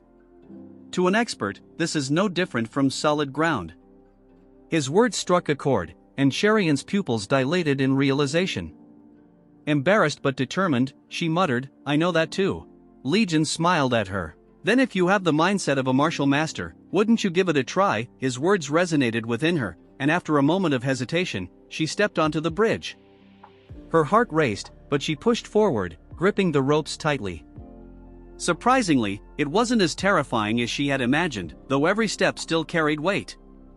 As she reached the middle of the bridge, where Legion stood waiting, he turned to her with a mischievous grin. "Oh, I forgot to mention, be careful of the wind. It might blow off an ear." Cherion's eyes widened in alarm as a powerful gust swept through the valley, transforming into a near tornado. The bridge swayed violently, and the wind howled around them. Legion stood unshaken, his figure steady amidst the chaos. Cherion, on the other hand, struggled to maintain her balance, gripping the ropes tighter as the wind whipped around her. In that moment, Legion's composed image seemed untouchable, while hers was surrounded by the fury of the storm. The wind surged violently from behind, barreling toward Cherion with an almost deliberate force. She turned to look, panic flashing in her eyes, just as the gust lifted her into the air. The bridge swayed violently beneath her, and her body hung suspended, her face frozen in shock, unable to process what was happening. Legion called out to her, his voice steady and commanding. "Don't be afraid. Just think of it as flat land, that's right," she thought, desperately trying to cling to his words. "This is no different from flat land." Yet, as her body hovered precariously above the chasm, the reality of her situation struck her harder than Legion's calm assurances could soothe. Her breath hitched, and she squeezed her eyes shut, convinced she was about to fall to her death. In that critical moment, Legion's pupils contracted sharply, his irises glowing an eerie crimson. A dark, purplish aura radiated around him as he summoned an energy unlike anything she'd ever seen. Shadows coiled and twisted around him, and with a fluid motion, he unleashed a powerful technique. The dark aura extended toward her, wrapping around her mid-air form like tendrils of shadow. Cherion stared in awe, her thoughts racing. What is this power? Slowly but surely, the shadowy aura cradled her and brought her safely back to the bridge. Her feet touched the swaying planks, but her entire body trembled as if the terror of the moment still clung to her. Looking down at the abyss below and the now quaking ropes, she felt as though the bridge itself had become a life-and-death challenge. Legion stood calmly in front of her, his expression unreadable. Overwhelmed by fear, her legs refused to move even an inch forward. Then, Legion's voice softened, his words cutting through her fear. "The first time I saw you," he began, his tone tender, "I thought my heart stopped beating." Her pupils widened, disbelief written all over her face. Wait, was that a confession? Legion extended his hand toward her and added, "Come to me, because I like you." Cherion's face flushed in surprise. Her thoughts spiraled. He likes me? Memories of every interaction with Legion flashed through her mind, his mysterious charm, the women always drawn to him, his time spent at her house, and how he had asked for her help. No way. Could this guy really like me? Unthinking, she stumbled forward in a daze, her motions stiff and robotic. By the time she reached the end of the bridge and stood on solid ground, her mind was still consumed by his words. She blinked, then thought to herself, did I hear that wrong? Legion's voice snapped her out of her reverie. You crossed in no time, didn't you? But Cherion wasn't paying attention to his comment. She was fixated on his earlier statement. What you said just now, was it true? She asked, her voice shy but urgent. Legion smiled, feigning innocence. What did I say? Blushing furiously, she pressed on. Did you say that to distract me because I was scared? Legion paused for a moment, a mischievous glint in his eye. As I thought, you're pretty clever, he said with a teasing smile. Realization dawned on Cherion, and her face turned red with a mix of frustration and embarrassment. You jerk, she shouted, punching the bridge in anger. How dare you toy with someone's feelings like that? As her fists rained down on the bridge, a voice suddenly interrupted. How dare you strike sacred ground? Cherion froze, startled by the booming voice. She turned to see a bald man approaching, his expression stern. Stop at once, he commanded. Realizing her mistake, she quickly bowed in apology. I'm sorry, she said earnestly. Legion turned his attention to the bald man, his eyes narrowing as he scrutinized him.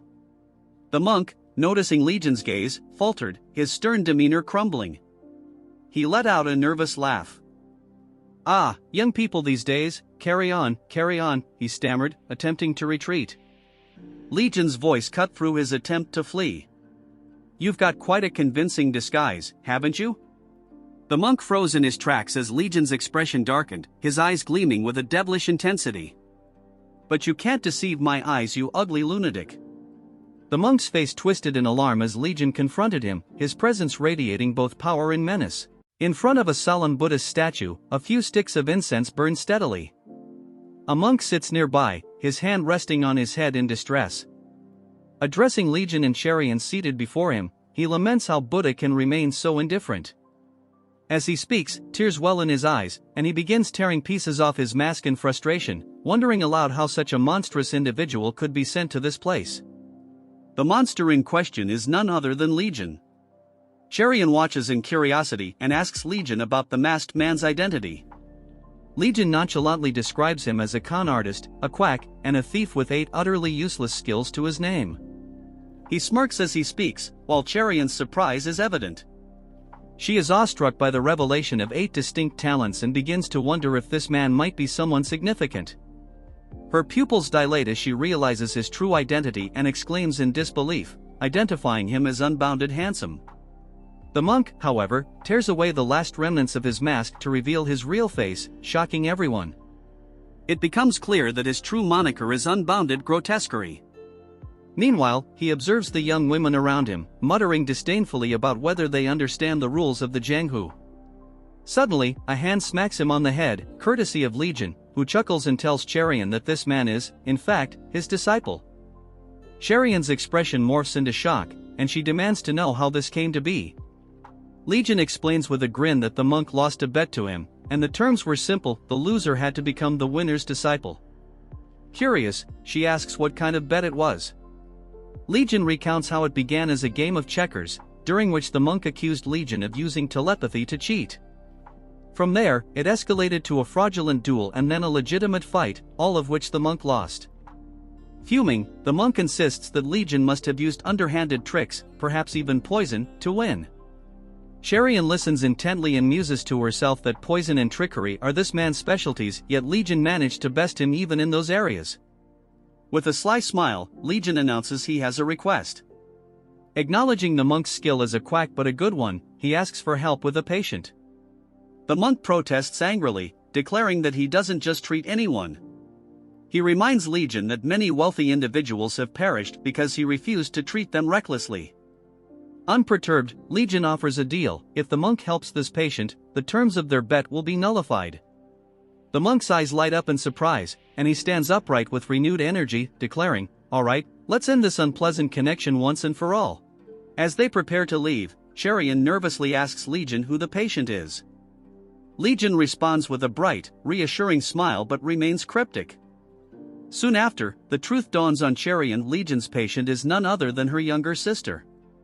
She watches as Unbounded Grotesquerie carefully examines her sister, who has been suffering from an undiagnosed and untreated condition for years. The monk focuses intently on his task, checking for signs of heart disease with a sharp, discerning eye. The sister, mesmerized by his skill, feels a spark of hope she hasn't experienced in years. Cherian observes silently, her emotions wavering between disappointment from past failures and cautious optimism. After a tense pause, Legion asks the monk about her sister's condition, speaking respectfully for once. With a serious expression, the monk declares that the child was stung by a venomous insect called the blood bee, a rare and deadly creature. The parents are visibly stunned upon hearing this revelation. The monk calmly explains that he will prescribe a medicinal brew to be taken for 15 days. Afterward, proper nutrition and regular exercise will help her regain her strength, and she should make a full recovery within a year. The simplicity of the treatment, coupled with its life-changing implications, leaves everyone in awe. The younger sister is captivated by the monk's brilliance, while her parents and Cherian are overwhelmed with relief. For the first time, they dare to hope for her survival. The sect leader, moved to tears, kneels before the monk, thanking him profusely and praising him as the great Unbounded Grotesquerie. The atmosphere is deeply emotional, especially for Cherian, who never dared to dream her sister could be saved. The mother turns to Legion with heartfelt gratitude, thanking him for bringing such a skilled individual to their aid and promising to repay his kindness. As everyone breathes a sigh of relief, the tension in the room dissipates, leaving behind an air of hope and newfound faith. Legion smiles warmly, saying, "You shouldn't think much of it, your daughter worked hard and even risked her life." Turning to her, Legion adds in a gentle tone, "It was all thanks to her," addressing everyone present. The eyes of the family fill with a mix of grief and gratitude as Legion congratulates Cherian, commending her for a job well done. Overcome with emotion, she cannot hold back her tears and softly says, "Thank you," her voice trembling. Legion simply smiles, watching her as she tries to gather herself. The scene radiates joy as the mother embraces her daughter, their bond evident in their expressions. Legion offers comforting words to everyone, while Baldy, true to his nature, revels in spreading his influence. After a short while, Legion clasps his hands together and says with a hint of humor, "I'm sorry about everything, Senior Unbounded. You've completed your part, and you can return now." Baldy smirks and replies, "Right you are. You're a straightforward guy, it's fun being around you. But, let's not pretend this is the only reason you came to me." His tone grows stern as he looks at Legion, waiting for an honest answer. Legion nods earnestly. "You're not wrong," he admits. "At first, I sought your help to conquer this world. But that child's life mattered more." Baldy looks at Legion thoughtfully. "So, even one child's life is precious to you, huh? 3 years ago, when you were just a reckless brat, you said something similar. You dreamed of creating a great Jianghu back then. I thought they were just the immature words of a child." Pausing, Baldy studies Legion carefully. "But it seems you've grown since then. Tell me, do you still hold on to that dream?" "Of course," Legion replies firmly. Baldy's gaze sharpens, almost as if peering into Legion's soul. "Then show me this great Jianghu you speak of. If you can, I'll help you." Legion's expression turns serious. "You'll have to risk your life for it. Are you sure you won't regret this?" Baldy smirks confidently. "I won't," Legion chuckles slightly. "Then be ready. You'll even have to call me young master." Baldy snorts. "That's better than calling you master. Besides, I'm curious about what you'll accomplish." "What's next on your agenda?" Baldy asks, his tone more casual. Legion's lips curl into a smile. "I've gained a new companion," he says with a glint in his eye. Time shifts to a different moment, a small island, where the third trial of the Dragon and Phoenix tournament is set to take place. A massive crowd of participants, including numerous dragons and phoenixes, has gathered here. All of them have successfully passed the second round, yet confusion lingers among the group. Cherian turns to Legion, remarking, "I didn't expect the third trial to take place on an island." Just then, the sharp voice of the instructor booms over the commotion, yelling for his guards. 3 figures are seen arguing loudly with a messenger-like figure nearby. Intrigued, Legion and Cherian glance toward the commotion. It turns out to be the successor of the Southern Peak Alliance, clearly agitated. "How does the instructor expect me to be left on this desolate island without my guards?" he shouts indignantly. The messenger attempts to calm him down, explaining, "The Southern Peak Alliance leader has already agreed to the fairness of this trial." Legion smirks, muttering, "Those immature guys never change." His words don't ease Cherian's concerns, as she worries aloud if they'll be safe in such a precarious situation. Legion reassures her, saying, "The experts from the Northern Heaven Supreme family, mentioned by the instructor, are surprisingly skilled." Cherian is astonished by Legion's ability to sense their presence.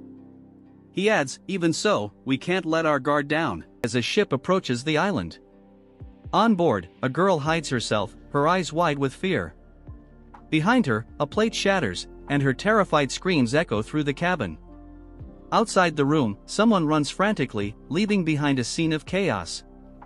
In another part of the ship, an ugly pervert lounges on his bed, grumbling. Where did they find someone so half-assed looking? He sneers. He calls out to someone outside, "Hey, how much longer?" A man replies from beyond the door, "About 15 minutes until we arrive." Licking his lips, the pervert leers, "All right, let's see if the women of these so-called noble families are really any different."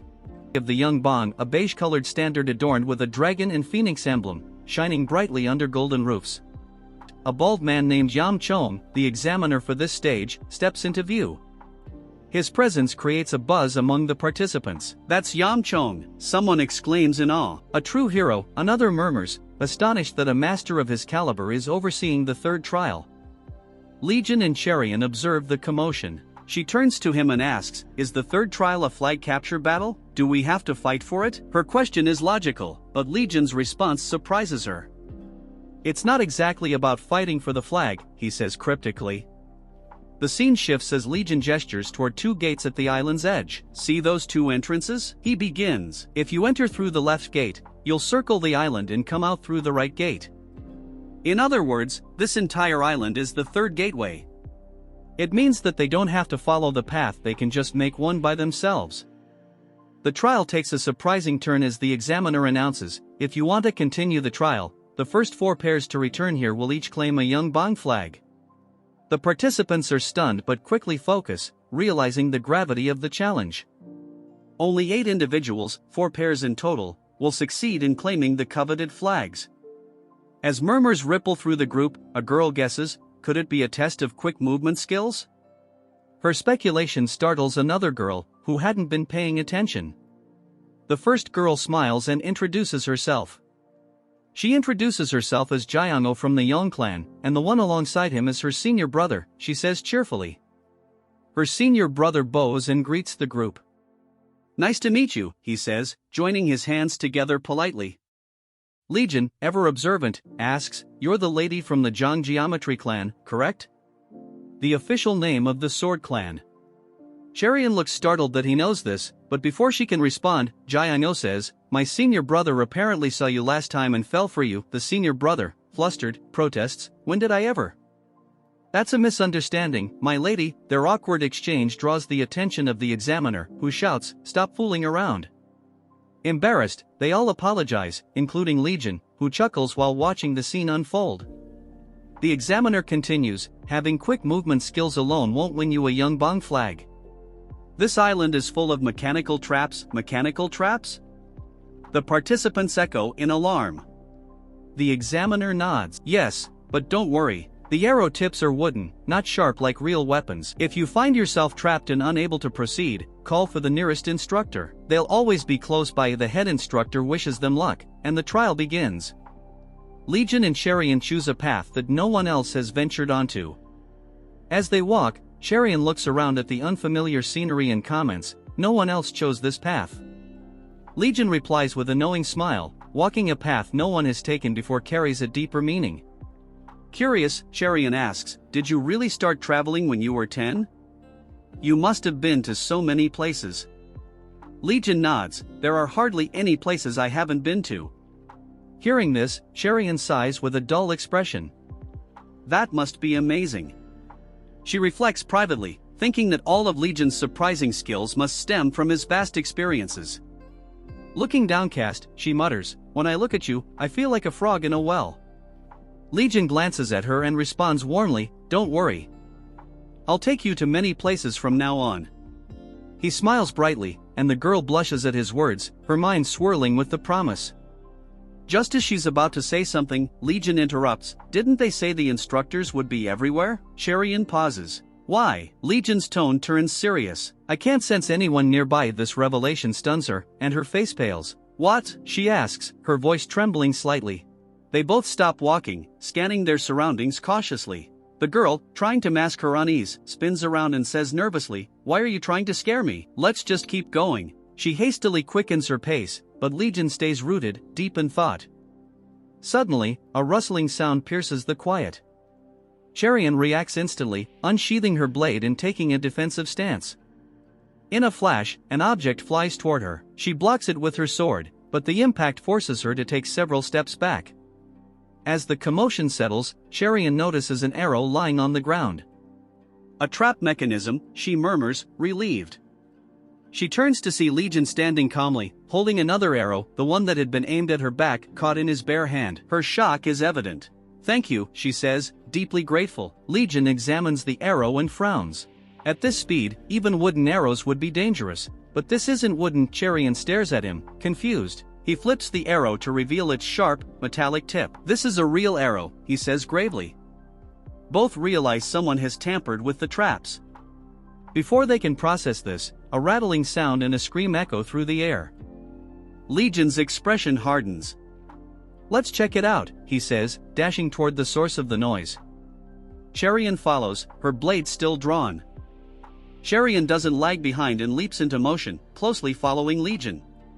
Meanwhile, the ship of the infamous lecherous demon arrives at the island's port. Two instructors stand near the dock, observing the vessel's unexpected arrival. One instructor furrows his brows. "Did anyone report a boat coming? It looks like some fool has wandered onto the Yongbang competition grounds." The other instructor shakes his head, but before he can respond, a strange fluid-like object comes hurtling through the air toward them. Upon closer inspection, it's not fluid, it's something swollen, bouncing erratically. Their eyes widen in horror as the grotesque realization hits. It's a severed head rolling across the ground. The lifeless gaze of their fellow instructor stares back at them, leaving them frozen in shock. From the shadows, a sinister voice echoes, drawing closer. "So, there were more instructors? I sent my subordinates to deal with them earlier, but it seems pests keep crawling out of nowhere." Emerging into view is the lecherous demon, blood smeared across his face and body, as if he had just feasted on something. His menacing aura causes fear to ripple through the air. One instructor, trembling, unsheathes his sword. "You go and inform the examiner right away," he shouts to his companion. The other instructor quickly turns to flee, but before he can take more than a step, a rattling chain weapon flies through the air, wrapping tightly around his neck. In an instant, the chain tears his head clean off, sending blood spraying in all directions. His lifeless body crumples to the ground, his head landing a few feet away. The surviving instructor stares in sheer terror. Before he can utter a word, the same chain lashes out again, slicing through the air. His words are cut short as the chain strikes, ending his life just as brutally as his companions. Blood stains the ground as the lecherous demon swings his weapon lazily, stepping over the bodies of the fallen instructors. "Well, the women are waiting," he mutters with a twisted grin. "Shall we proceed?" Elsewhere, Legion sprints toward the source of the scream he heard earlier, Cherian following closely behind. When they arrive, they find a group of participants gathered in the forest. The scene before them is grim. Someone is crying uncontrollably, while others have their hands over their faces, struggling to process the horror. Legion halts abruptly, startled by the grisly sight. Cherian peers over his shoulder, equally shocked. Among the group, a young woman is sobbing over her senior brother, whose fate is more brutal than anything seen before. His lifeless body is mutilated, barely recognizable, adding an even darker weight to the already grim atmosphere. The successor of the Southern Peak Alliance stands frozen in shock, unable to speak. Cherian approaches the grieving woman. "Lady," she begins, but her voice trails off as her own emotions threaten to overwhelm her. Legion scans the area, his sharp gaze catching something unusual. Embedded in a nearby tree is a long blade, its edge stained with fresh blood and gleaming like a razor. He moves closer, examining the weapon carefully. Amid the chaos, one man breaks down, his voice shaking. "I didn't sign up for this kind of competition." His panic is palpable. His partner, equally terrified, responds, "Forget the Yongbang flag, I just want to get off this island." Another participant begins yelling for an instructor, desperately calling for help. But no one comes. The realization sets in, the instructors are either dead or unable to respond. The entire group gathers around the mangled body, fear and uncertainty gripping them. Legion, deep in thought, remains silent, his expression unreadable. Cherian watches him intently, her worry growing. She finally approaches and asks, "What's wrong? Should we head back?" Legion's expression hardens, and his voice is firm. "We can't do that. This island has become a massive trap. If this is someone's deliberate plan, they've probably anticipated us trying to turn back. The strongest traps are likely set up near the return paths. If we stray from this path, we'll fall into a formation trap." The weight of his words sinks in as they realize they're surrounded, with no escape in sight. "What should we do?" Cherian asks, her voice tinged with fear. Legion doesn't hesitate. "We keep moving forward," he says resolutely, "no matter what." Amid the heightened tension, Legion and Cherian stand amongst the gathered crowd, their collective thoughts weighed down by the precarious situation. The group is acutely aware of the formation arrays embedded around them, compounding their unease. Cherian, turning toward Legion, questions, is there any method to dismantle these arrays? Legion, his expression cold as stone, replies, there is always a means to neutralize mechanical devices or formation constructs, they are, after all, the work of human hands. Cherian struggles to fully grasp the implications of his words as Legion elaborates, it's about anticipating the possibility that even the creator of the array could be ensnared by it. Humans detest problems with no solutions. This means that every creator embeds a failsafe for themselves. Cherian, intrigued yet uncertain, probes further, so, does that mean we can disassemble this formation array?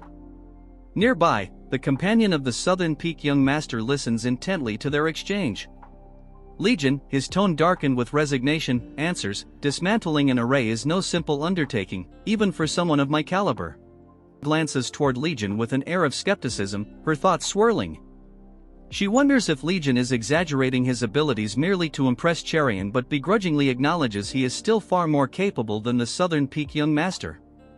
The latter, visibly shaken, mutters to himself about needing to inform his grandfather, trembling as though on the verge of collapse. Above them, the sky grows menacingly somber, shrouded by ominous clouds as flocks of birds flee, sensing the imminent peril. With no alternative, the group presses onward cautiously. Legion and Cherian walk together, their gazes darting about, hyper-aware of their surroundings. Phoenix and dragon symbols mark the diverging pathways, yet all roads seem to converge toward the same objective. Cherian, glancing at Legion, queries, if the paths are converging, does it mean we're nearing the exit? Legion replies, it's conceivable, though his unease deepens. The absence of any traps thus far feels disturbingly like the stillness before a violent storm. As they proceed, Legion's instincts sharpen, and he becomes acutely aware of something amiss. The ground beneath their feet feels peculiar, as if unnaturally hollow. Suddenly, the faint rattling of chains resonates from below. In an instant, the ground fractures and collapses, engulfing Legion and Cherian in a chaotic descent. Cherian, gripped by fear, shuts her eyes tightly, her thoughts racing, it's a trap, we're doomed. Meanwhile, Legion holds her firmly, his demeanor unyielding in the face of the turmoil. The others, equally panicked, experience the same disorienting plummet. Yet, as the dust settles, they find themselves not in an endless abyss but within what appears to be a mud-filled arena perched precariously along a cliffside. The disconcerting silence that follows only heightens the atmosphere, as each individual processes the abrupt transition into this foreboding and surreal environment. Cherian surveyed the treacherous mire, her voice tinged with mocking amusement as she remarked, is this supposed to be the original mechanism for the third gate? How juvenile. Her light-hearted tone was cut short as Legion, his demeanor rigid with seriousness, interjected sharply, no, the single word was enough to halt her movements. With a grim expression, he elaborated, this swamp isn't just some ordinary trap. As if on cue, the swamp began to shift unnervingly, pulling at the group like a voracious predator. The viscous terrain clung to their forms, dragging them further into its depths with each movement, while panic spread as they realized escape was futile. The more they flailed, the deeper they sank. Legion, his voice steady despite the situation, declared, this isn't an ordinary bog. It's a cursed quagmire laced with insulating sand. From above, the swamp stretched out like an endless, living prison, its vastness emphasizing the impossibility of their escape. Cherian, her tone betraying a mix of dread and confusion, questioned, insulating sand, cursed quagmire, what does that mean? Legion responded with a somber explanation, it's called that because the sand severs spiritual energy. It disrupts inner power and pulls you further in the more you struggle. Cherian's expression grew increasingly distraught as the weight of his words sank in. Whispering, she admitted, I never imagined a trap could be this intricate and fatal. Though clearly affected by the predicament, Legion outwardly maintained a composed facade. Extending his hand as if to gauge the energy around him, he attempted to harness his internal strength, only to find it unresponsive. Even the faint luminescence of his tattoos had dimmed, underscoring the dire circumstances. Muttering under his breath, he added grimly, this swamp isn't even the actual trap, it's just the appetizer. The swamp convulsed violently, and from its depths emerged an immense structure. The group, immobilized in the mire, turned their frightened gazes toward the monstrous apparatus that now loomed over them, a towering pillar crowned by a colossal, inverted blade. Its immense size rendered them insignificant in comparison. A man trapped nearby pointed shakily toward the mechanism, his voice quivering, "Look over there." All eyes locked onto the foreboding device. The blade, gleaming with an ominous sheen, seemed designed for one purpose: execution. The structure exuded an aura of death, and as the blade shifted slightly, its deadly intent became glaringly obvious. "That's no ordinary blade," murmured one of the bystanders, their voice barely audible. Cherian, overwhelmed by the sheer danger, turned to Legion and demanded, "What is this monstrosity?" Legion remained silent, his piercing gaze locked on the device, no doubt calculating their next move. A harsh metallic screech tore through the air as the blade moved with startling speed, slamming into the ground with an ear-splitting crash. The impact sent tremors through the swamp, narrowly missing several of the trapped individuals who screamed in terror. The sheer force of the descent left everyone reeling, their hearts pounding as the echoes of the crash lingered. A woman gasped in disbelief, her voice trembling, "That blade's real." As the blade slowly ascended back into its initial position, a collective sigh of relief swept through the group. However, their reprieve was fleeting. The entire structure began to tremble once more, and the blade started rotating horizontally, its movements now far more erratic and menacing. Cherian shrieked, "It's changed direction," while Legion remained silent, his sharp eyes fixed on the spinning mechanism, clearly formulating a strategy. One man, directly in the blade's path, let out a bone-chilling scream, his expression a mask of sheer desperation. Nearby, the ugly lunatic and his sister were also perilously close to the blade's reach. The lunatic sneered at the trapped man, spitting venomously, "That's your partner? What terrible luck." His sister stood frozen, her face a portrait of fear as the blade's shadow loomed closer. The trapped man, clinging desperately to the lunatic's clothing, begged, "Young master, please help me." His frantic tugging caused both of them to sink deeper into the deadly mire. The ugly lunatic, now visibly panicked, darted his eyes around for assistance, but no help came. His sister shouted in despair, "Do you want us both to die? Let him go." Her voice cracked with urgency, but the lunatic hesitated, torn between saving himself and the man's desperate cries. The mechanism roared to life once more, signaling the blade's imminent descent. The group watched in paralyzed fear as the blade's spinning form drew closer, its deadly edge promising only devastation.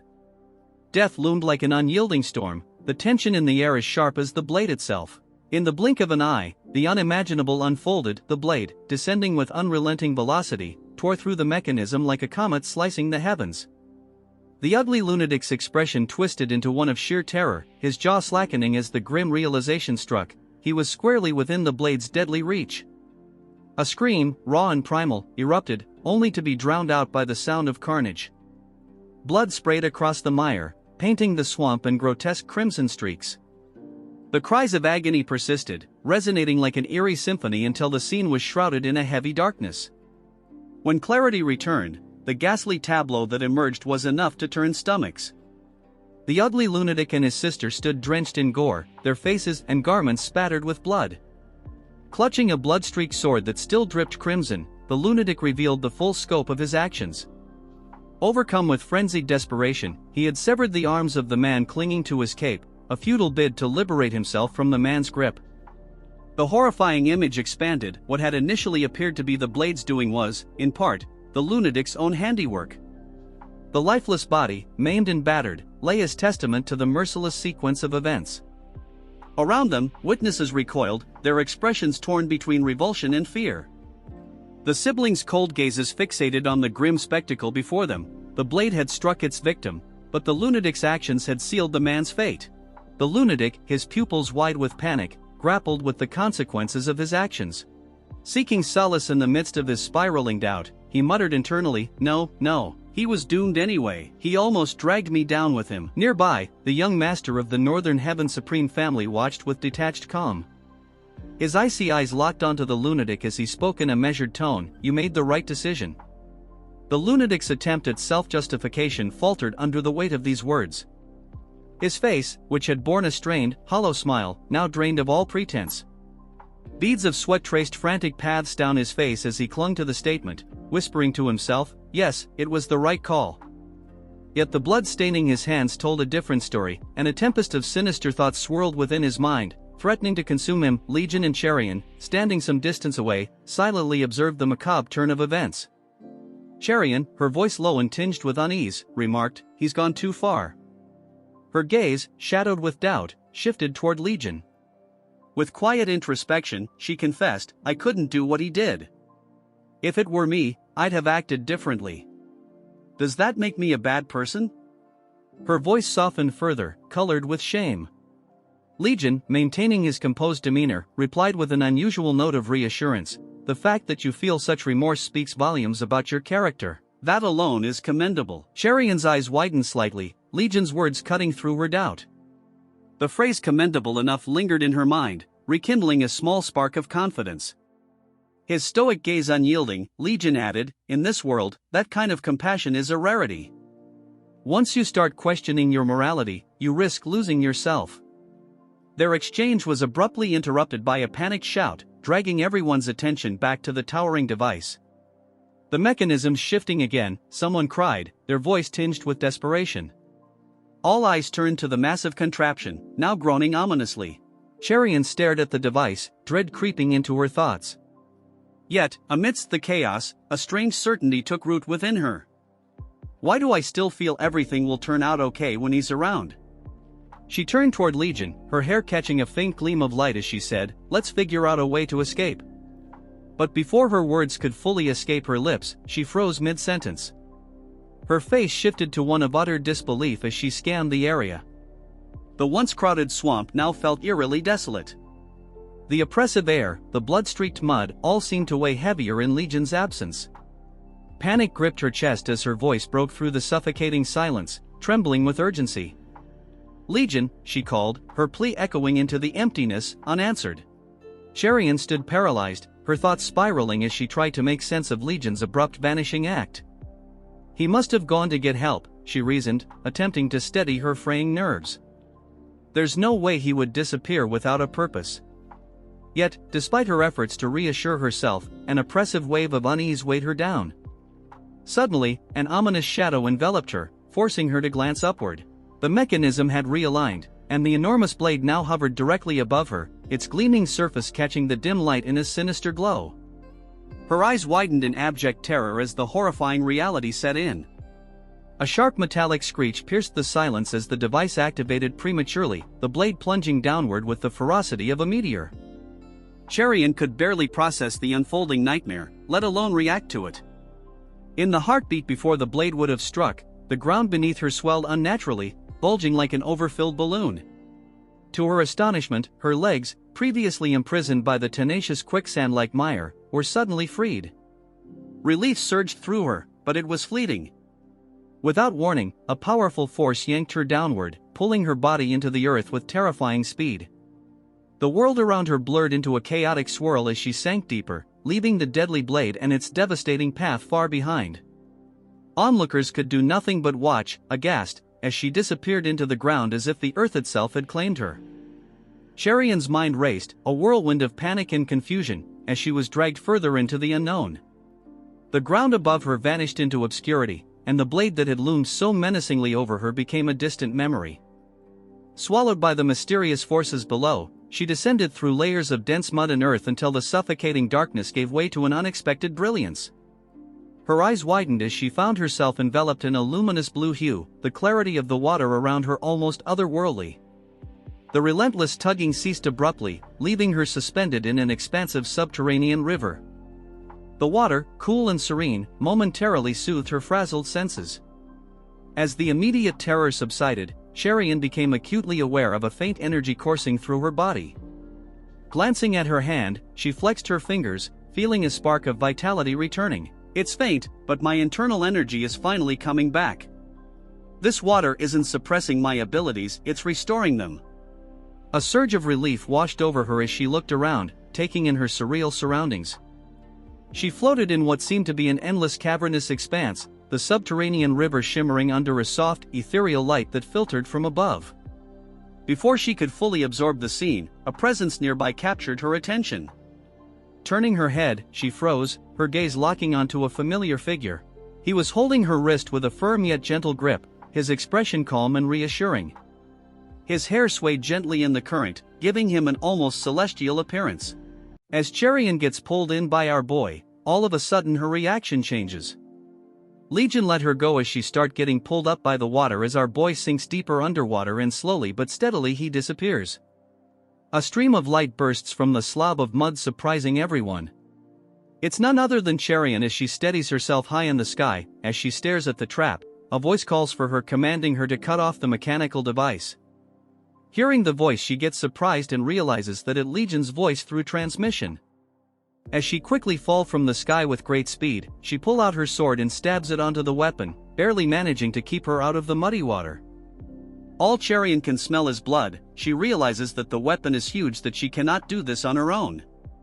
If she wants to do it, she must at least wield sword chi, which she has never achieved. Then she notices a girl screaming in pain as others try to stop the bleeding since the machine cut off one of her legs. Scared by the sight, she looks the other way to see a massacre, many people lying dead while a few missing body parts.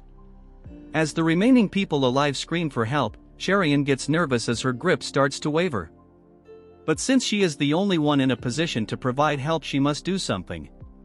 As she gets on top of the device, Legion tells her that he explained her the difference between a martial artist and master earlier. So she should just take a breath and believe that she can absolutely cut it. As the people on the swamp continue to scream and cry, Cherian thinks that she must cut it out before it changes direction again, so no one will be sacrificed. So she decides to block her hearing and only focus on her hearing. She remembers that since the first day she held a sword, she trained her martial arts without a single day of rest. As her eyes gleam with confidence, she decides to put everything she has into one strike. Cherian starts to glow as strong chi exudes from her body. Even the wind god's gloves that our boy gifted feels hot. She can feel her internal energy surging. As she feels she is ready, she launches her strike. She realizes that she had given it her all. As the strike hits the trap, the entire top starts to waver and Cherian notices that she actually managed to cut the blade from the device. The people who survived were dumbfounded when they see the device had been cut in half. Cherian gasps as she hears them quell in happiness that they can finally go back. As everyone reaches ground and Cherian now reunites with Legion, a man approaches our girl and thanks her for destroying the trap.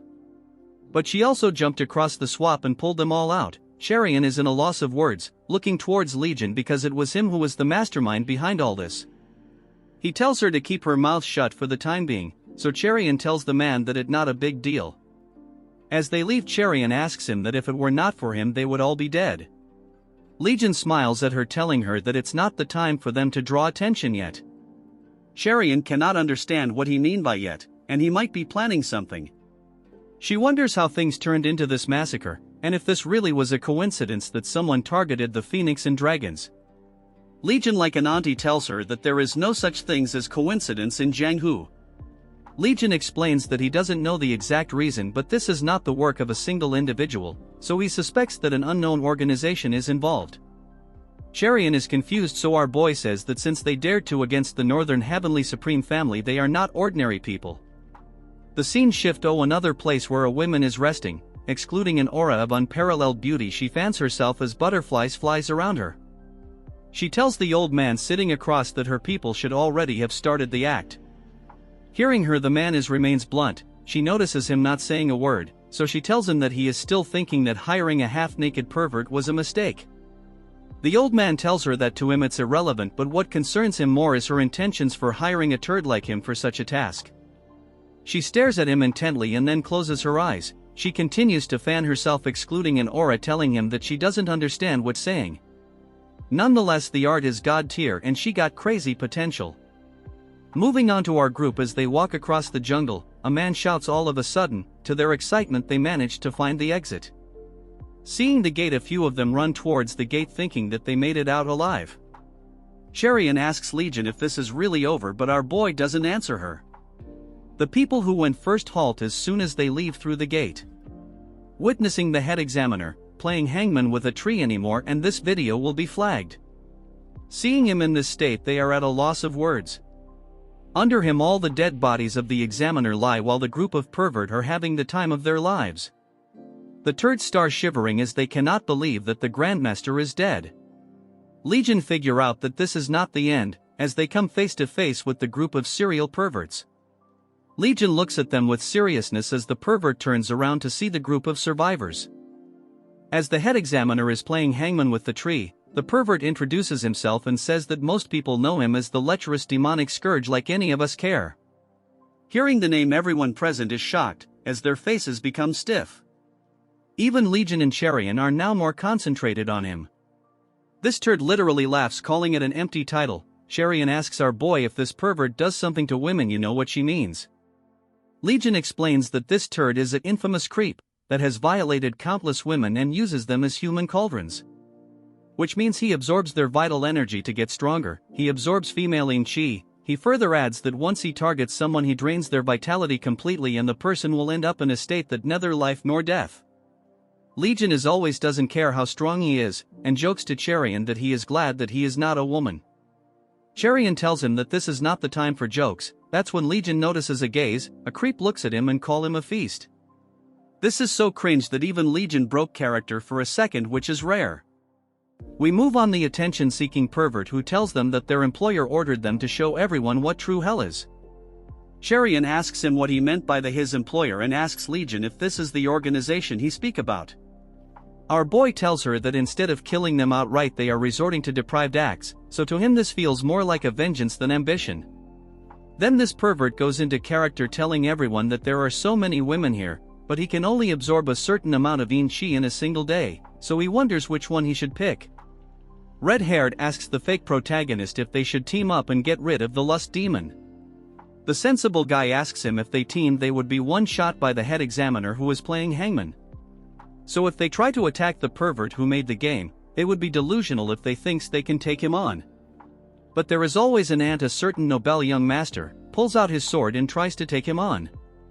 As the sword gets closer to the pervert, just smiles and, like a snake, his hand grabs around the retard's arm, bending his arm around. As the delusional fool screams in pain, the other thinks that this is a horrible outcome.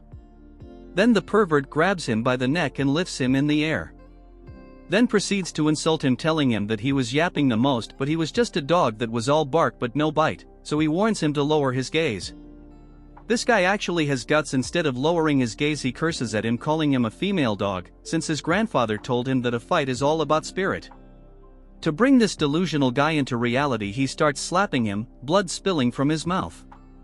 Seeing the gruesome scenario, everyone is stunned so much so that they can't even make a sound. The pervert continues to spam his slaps left and right, seriously injuring the kid. Cherian tells Legion that if all of them attack maybe they can stop him. Even she is delusional. My man has been one-shotting overpowered character, yet she thinks he is like them. Legion stops her from attacking and tells her that the pervert will not kill him. With a cold expression our boy tells her that as more time passes this experience will be a great source of strength for him in the long run. As blood drips from his shoes, delusional boy is so wounded that one more slap will probably kill him.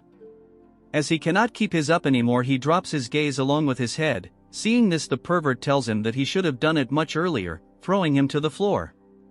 As he drops senseless in the ground pervert find it very fun. As pervert was about to turn around he tells him that he should have been obedient from the start. But he notices that the Bioqua lending a hand to delusional kid. Seeing her the pervert asks her to introduce herself. As she does that with a normal confident tone, the pervert starts dreaming, telling her that she is the top beauty of Jiangu and as the rumors describe. Since she is from the prestigious Green Water Mountain her internal energy is bound to chaste as well. Bro is literally treating everything as a snack. Then he moves to the crowd and says that one will not be enough for him. Then he looks at the bunch and tells Cherian that she has also piqued her interests. Hearing this she gets shocked as pervert orders his subordinate to bring the ones he has selected, and keep the rest on watch. Hearing this the subordinate gets caught off guard. He informs the pervert that we're ordered to bring all of them and leave the island before anyone noticing. The pervert grabs him by the collar and tells him that has been waiting for this moment for so long. Bro really likes cats, and continues that if any objections they will be killed on spot. A voice break their conversation. It was no one other than Legion. Another lackey tries to charge up, telling our boy how dare he be arrogant. Legion in the most cheesiest tone tells them that Cherian is his phoenix partner, so they will live and die together. Hearing this even the pervert stops his conversation looking at our boy. With the psychotic laugh Legion tells them that if they take her they should him along as well. Bro literally signed his death sentence when he chose our girl. The pervert thinks that our boy is a complete lunatic, so he orders his lackeys to bring alone the partner of both the women and he will show them some. As the group reaches a cave after some time, the pervert says that he has never seen women as beautiful as these two. As he faces the 4 people, staring at them, he says that he is less lucky that he didn't get one but instead got 2 snacks at one time. Then he says that our boy and Cherian looks like they are lover, and Legion just smiles calmly, which my friends is dangerous. He tells them that once he had a snack and the man could only watch and not do anything, which was very fun as he gets close to our girl, telling her that he looks forward to today as well. All of a sudden the fire lamenting the cave goes dark. The next instant the 2 people fall on the ground instantly. Noticing that his blood vessels are sealed, he panics. Taking out his weapon, he wonders who did it. As he looks at Cherian, he figure out that it's not him. In the pitch black room, he thinks that it might be Legion. Our boy gives him a side look confirming his suspicions, making him shocked and scared at the same time. Dude is uglier than the hero from Beauty and the Beast. Legion smirks at him, since he is just a psycho playing games with everyone. The pervert attacks our boy, but instead of doing anything he just starts laughing. Leaping in the air, he dodges the attack, shocking the pervert that our boy managed to dodge his attack. Legion lands on the chain charging towards him, and in an instant he lands an attack on him. Although he doesn't react much, the pervert starts laughing. He managed to block him attack, telling Legion that he is not an ordinary up-and-coming youngster. Legion doesn't care and laugh, telling him that it's pretty obvious. Rest in peace, pervert, you will never be remembered after next chapter. This part starts with the ugly pervert spamming his weapon, destroying his surroundings. Cherian carries both the turd that he neutralized earlier as the entire cave starts collapsing. Moving to the ugly pervert, because of the chaos he has caused, because of the rubble and dust, he cannot find Legion. As he continues to look around, curing our Chad, to his surprise he is behind the pervert ready to attack him. At the last moment he notices a presence behind him and barely manages to escape the fatal blow. As he wraps Legion's hand around with his chains, he is not very happy that our boy inflicted a wound on his beautiful face. Because of this wound, the women will get scared as he tosses Legion around. What's funny is that our boy doesn't really care. Legion easily balances himself and launches himself towards pervert, landing a gruesome kick so strong that he starts vomiting blood. Pervert gains his composure and stands on his feet, even more agitated, tries to attack our boy with a strong attack. With one hand Legion blocks his strike and with the other one he breaks his annoying weapon. As pervert continues to launch his attacks, he blocks every single one of his attack. Cherian cannot believe that the battle is this intense. She knew that our boy was very strong, but to not that degree. Is she for real? Because this is dumb. He already showed her a few feats not normal for most people. Moving on to the pervert, because of the intense attacks from our boy, pervert is having a hard time. He didn't expect a guy of Legion's caliber to be here. Because he was lost in his thoughts, he lost focus, wondering how Legion can be strong at such a young age. He notices that Legion is using a palm technique as waves of energy surround his hands. Pervert starts laughing because this is his strong point, as he confidently collides with our boy. As their palms collide, a huge wave of energy covers the entire area. This dumb delusional pervert thinks that Legion is dumb, because no matter how strong our boy is, he is only 20 years old, so he can never compete with the energy he has accumulated after collecting yin chi for years.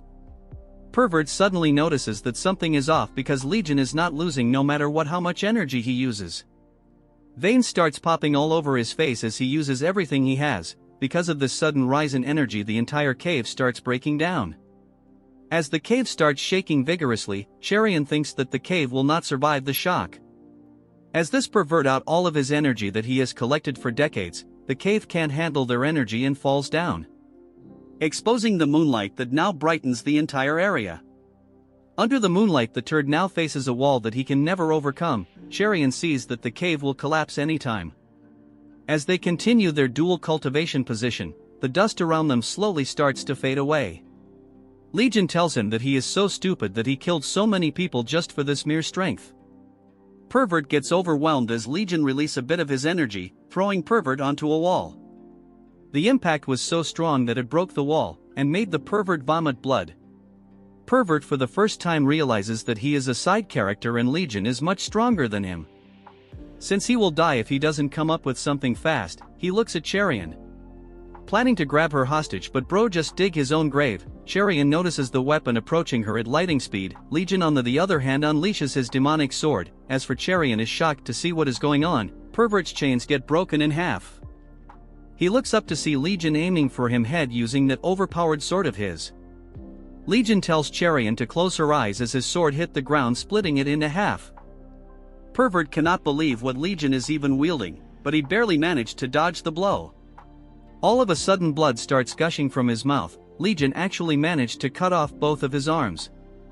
As Legion stares with him intently, Cherian stands in shock, not knowing just what is happening. Pervert tries to leap, planning to escape. Legion pulls out his god-tier sword, telling him that he has no chance of escaping. As Legion swings his large sword, the hit lands directly on Pervert's gut, splitting him in half.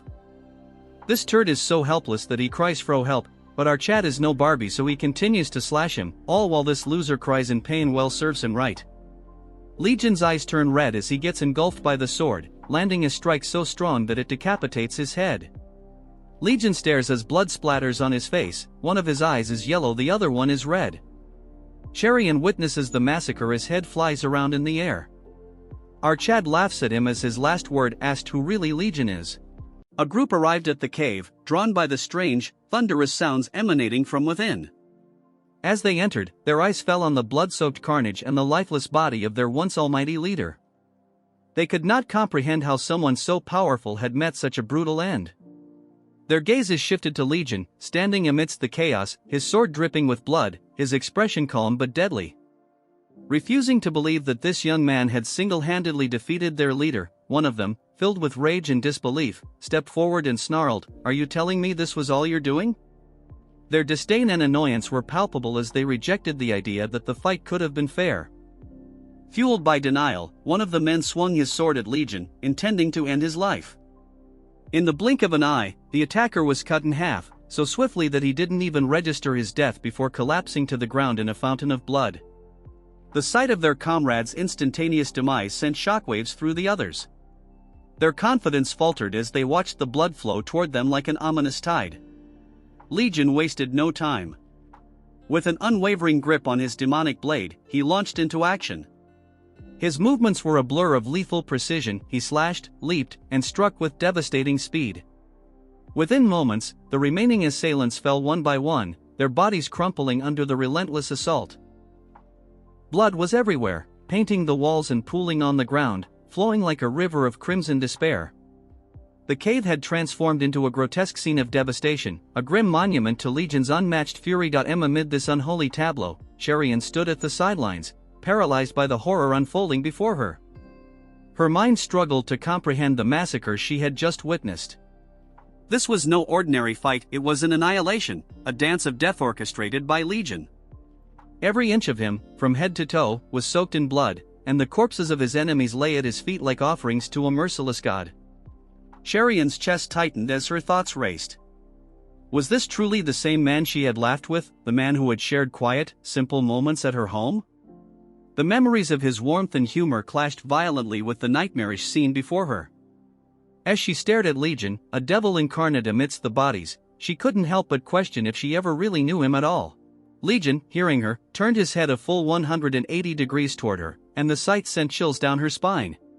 Then Legion broke the tense silence, his voice calm yet unsettling as he said, "I told you, you should have closed your eyes." Slowly, his expression began to soften, and his demeanor shifted back to his usual self. His crimson and brown eyes returned to their natural, matching hue, and the familiar, reassuring smile appeared on his face once more. The transformation was jarring, as though the bloodthirsty demon moments ago was a completely different person.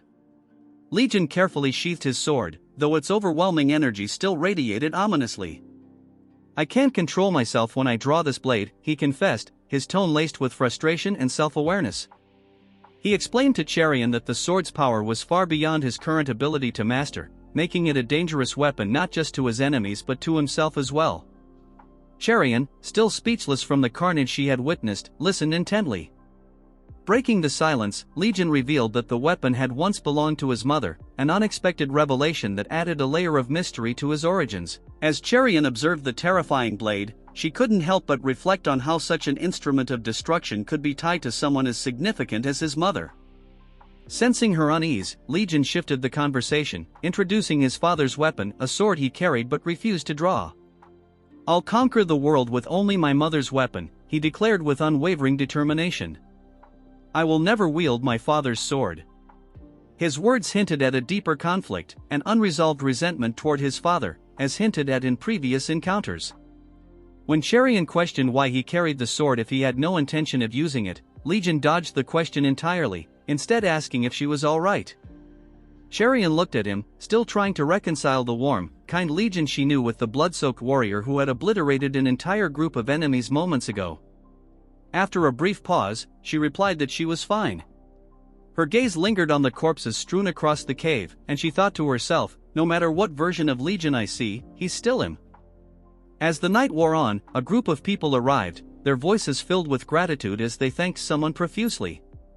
"If it weren't for your intervention, we'd all be dead," they said, bowing repeatedly. But the person they were addressing, a young brat from the Southern Peak Alliance, stood awkwardly, trying to piece together what had happened. When he awoke in the cave, he found himself standing with a sword in hand and the bodies of his enemies scattered around him. Bewildered, he assumed he must have blacked out and done all of it in a trance. Legion and Cherian, having fabricated this version of events, supported his misunderstanding, explaining that the lecherous demon and his minions were already dead when they regained consciousness.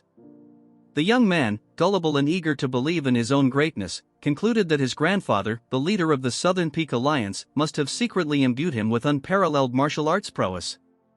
Lost in his delusion, he clenched his fist dramatically and looked toward the heavens, imagining his grandfather's proud face. "Thank you, grandfather," he muttered, fully convinced of his newfound strength. The scene was comical as the villagers bowed in reverence before their so-called savior, while Legion and Cherian exchanged knowing glances in the background. Meanwhile, Cherian's attention shifted to Legion, who had quietly moved to the lakeside, the moonlight casting a serene glow on him and his blade. She commented on how absurd it was for the young man to take credit for such a massacre, but Legion merely smirked. "I expected as much from someone like him," he replied. "Pride and status mean everything to those people." Cherian pondered his words, wondering if such things truly held so much importance. Their conversation was interrupted by someone announcing the arrival of a ship. "Our worship is here," they said as a small, imposing vessel approached the coast. The incident had triggered a ripple of changes, and Legion, with his determined stance, seemed fully aware of the shifting tides. Meanwhile, the Dragon and Phoenix tournament, which had already taken a dramatic turn, now reached an abrupt and mesmerizing conclusion, set against the backdrop of a grand castle shimmering under the night sky. We observe the head of the Northern Peak Alliance as a man approaches him, saying, "Exterminating that lecherous demonic scourge and rescuing those people, your grandson did an exceptional job." This man still seems oblivious to the truth. The old man, however, with his head lowered, understands the situation all too well. He responds, "That wasn't my grandson's doing." The man looks puzzled, replying, "I beg your pardon?"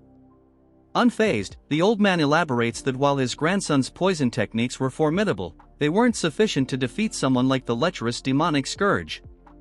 Recognizing his grandson's limits, he sighs deeply. The man then asks, if not him, who could it have been? The old man, after a moment of thought, recalls Legion and mentions how he heard the boy participated in the tournament. The big man, now intrigued, asks, "Are you referring to that boy?" The old man nods, thinking back to the image of Legion, a memory etched deeply in his mind.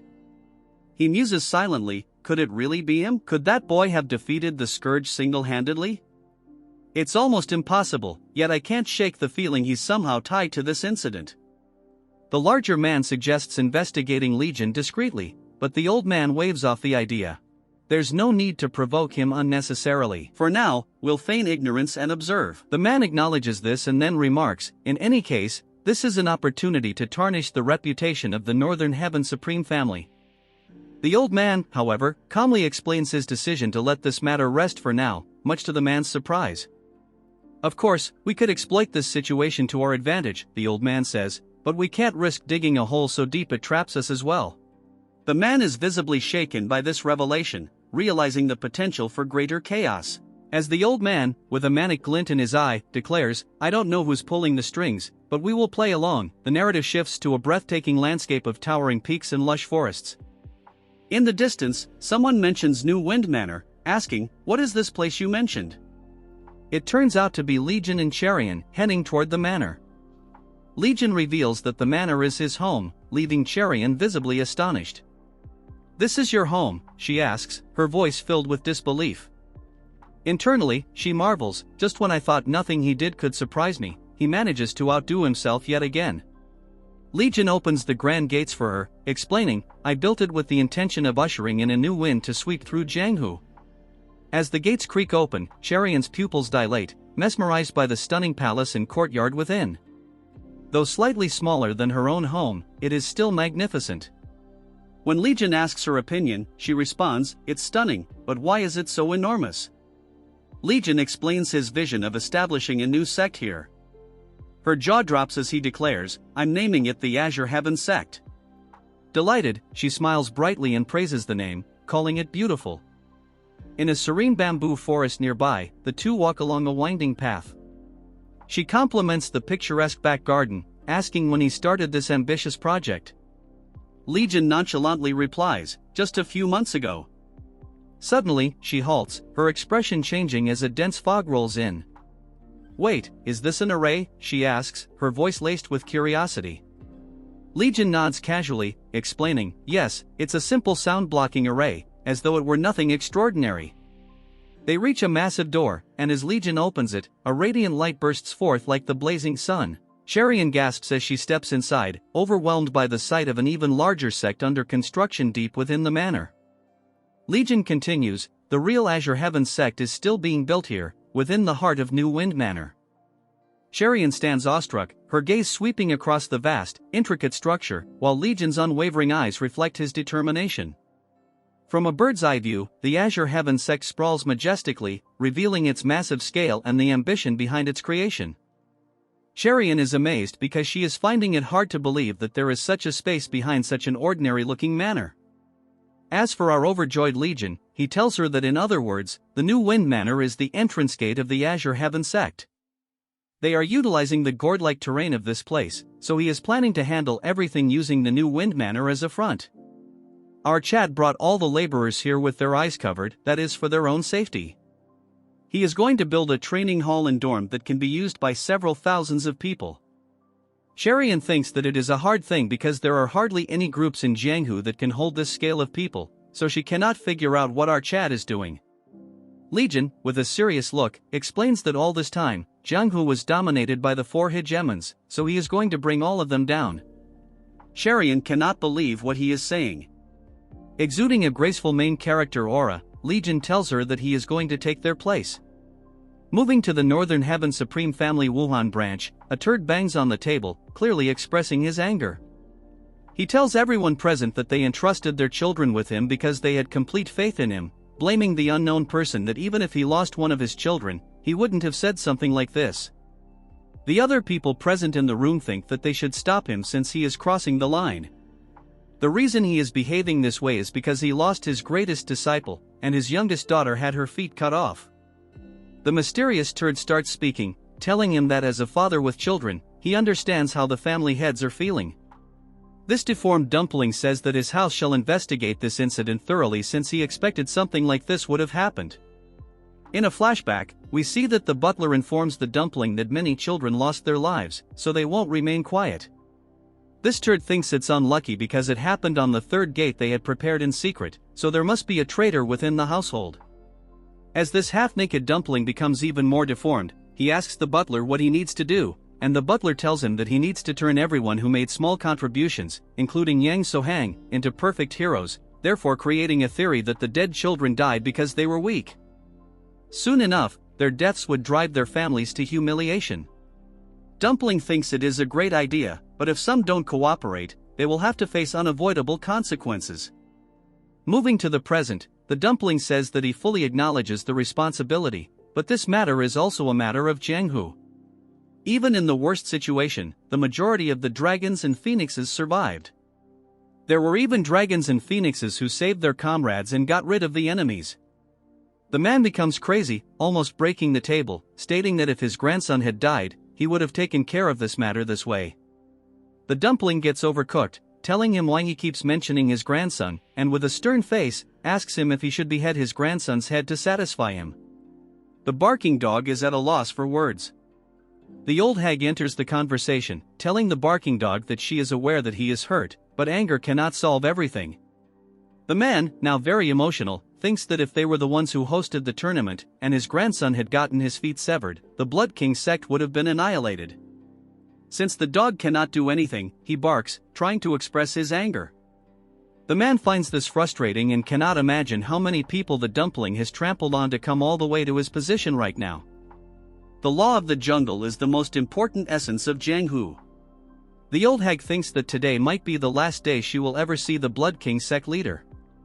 Moving on to Legion, he tells our girl that a green forest group called the Wind Mountain Group is setting up camp in this mountain, but they've been demanding money under the pretense of protection fees. With a smile, our psycho tells her that he is on his way to get rid of them. Cherian thinks that our Chad might go berserk, killing everything in his path. She asks him if there won't be people who were originally kind but had no choice but to become bandits to feed themselves. Our Chad tells her that there are no kind thieves, making it clear that good people are always good. As Cherian tries to convince him, they come across two minions guarding the door. They notice our Chad coming towards them and think that Cherian looks great, but they cannot just let them leave easily, so they approach them fast. As one of these retards tries to behead our lazy Chad, Legion asks Cherian if he is a demonic murderer. Cherian, noticing the move, tells him to dodge. With his bare hands, our Chad grabs the blade and throws him towards the tree with great force. The impact is so great that he vomits blood, instantly knocking him out. Cherian now realizes what he meant by not killing them. Another minion thinks of attacking, but his body freezes. Legion looks towards him and then gives him his psychotic laugh. Our Chad leaps in the air and tells him that he could have beaten them up and chased them away. Moving on to their camp, screams of pain can be heard. Cherian beats up multiple minions at a time. Legion, flying in the air, suggests to her that if she hesitates, she will die. As one retard tries to finish her off, she hits his vital points, instantly finishing him off. She tells our Chad that her martial arts have improved immensely. Legion grabs a minion by his face and almost buries him into the ground, asking him if it felt good. He shifts his attention to his girl, telling her that she can get even stronger because of this feeling. All of a sudden, something is aimed toward them. Cherian, noticing the attack, cuts the hidden weapon in half, but the medicine instantly spreads through her body. She notices that she has inhaled the weird powder. A busybody enters the scene, telling our guys that they must not be ordinary martial artists if they killed this many minions. This guy is the leader, telling our Chad that not everything can be solved by martial arts. Cherian asks if this is poison, but the man elaborates that it's poison mixed with an aphrodisiac, so her body will become hot, and she will embrace just any man now. If she doesn't mate with a man, she will die because of the poison. Since he cannot kill the people who destroyed his bandit group, Legion, taking this opportunity, tells her not to worry since there is a man available. This is none other than our Riz Lord Legion. Seeing our boy laugh as if he means it creeps Cherian. She ditches him, rushing towards the turd to look for an antidote. Meanwhile, Legion is busy laughing at our girl. After a battle with the country bum, she finally manages to subdue him. The man tells Cherian that she must know she got hit with the poison sac he has. He says that only one of the 3 bottles contains the antidote, so she is bringing her to death with him. Hearing this, she gets nervous, thinking about what he meant. The laughing Legion tells her it's simple as his face turns serious, telling her to pour the poison on him. Hearing this, she doesn't know how to respond, as Legion says that his martial arts are weaker than hers, so he'll die first. So if he wants to live, he'll reveal the antidote. He suggests she do it since they are both going to die anyway. Cherian, now terrified, thinks to herself, I have to pour poison onto someone else to survive. Legion observes Cherian with a serious look, as her hand shakes, unable to poison the turd. He sighs at her actions, returning to his chill guy personality. He tells her that his mother would have liked you if she saw you because you behaved just like his father. Legion moves towards the turd, kicking him, all while telling Cherian to follow his instructions and control her inner energy. He asks her if she is feeling anything unfamiliar within her own body. After some time, she is amazed to see all the energy of the poison disappear. Legion thinks she did great by not pouring poison on the turd. She asks him if he's serious, as our Riz Lord tells her that he likes her because she couldn't bring herself to do it. Hearing this, she gets shocked as he continues, telling her that in return, she needs to get stronger. She is overwhelmed by the riz he is exuding, as he says that only when she is strong, she'll truly be able to protect her kind heart. Because in this world, being kind and upright has become outdated and frustrating, so she needs to become stronger. As the night passes, we move on to the Palm Essence Union. The red-haired turds meet their father as he tells the ugly turd that he heard that the girl from the Righteous Sword sect performed really well in this Dragon in Phoenix tournament. This Barbie asks his son if she was the one the ugly rat was supposed to team up with. The smart sister tells him that she didn't even spare them a glance, giggling to herself that it's obvious because Legion is overwhelmingly handsome. As this turd gets pissed, she tells him that it was pathetic groveling over an insignificant girl. Barbie calls his son stupid because he let himself be looked down upon by a family that flimsy, but that is not important. According to the intel, the Blood King sect leader was said to have unalived himself. The red turd cannot believe that he killed himself. The sister thinks he's stupid, asking him if he really thinks he unalived himself. The Northern Heavenly family must have had their hand in it. He cannot believe it as his father agrees with her, telling him that it's obvious for the Northern Heavenly family to be ruthless enough to do something like this. He laughs like a creep, telling him that he has made the right connections. The reason they grew so much is because they remained loyal to the Northern Heavenly family, so they cannot get on their bad side. As for our boy, they are on the roof listening to their ridiculous conversation. Legion, dressed newly, tells his bud that he is having a blast. He tells our boy that they won't be laughing once they find out what's going to happen at the ancient sword store. The sword belongs to the Palm Essence Union. Leaving that aside, he tells our boy it's been a long time since our Chad got dressed up, as he exudes an aura of unmatched confidence. Legion says that he needs to put in this much effort if he wants to convincingly act as the Northern Heaven Supreme family's inner hall leader. He asks him if he bought it, and our scarred Chad brings him a locked box and a human mask. The guard is impressed by the mask our Chad made, as it completely resembles the real person. He thinks that the terrifying thing about our Chad is that his voice, expression, and even mannerisms are indistinguishable from the real person. Our Chad tells him that if things go smoothly today, we won't have to worry about money for a while. On top of that, we'll create a rift between the Palm Essence Union and the Northern Heaven Supreme family too. He still tells our Chad to still be cautious. Since our Chad is smart, he says that he is aware that it's impossible to perfectly mimic someone else. He holds the box and says that if this box is presented in front of a greedy old man at night, he will lose his sense of reason. He is scared because his mother won't like it if she knows that he took this. The scarred guard tells him that she will understand. Legion says that it's easy for him to say because he has never been hit by her before, as they both laugh like kids. He tells our Chad to take care as he has confirmed that the inner hall leader is fast asleep at home, so he won't be coming out tonight. Later that day, the disguised Legion goes to the ancient sword manager's office. The old geezer of the store is now tense, asking our Chad what brings the inner hall leader of the Northern Heaven Supreme family to their humble store. He tells him to listen closely.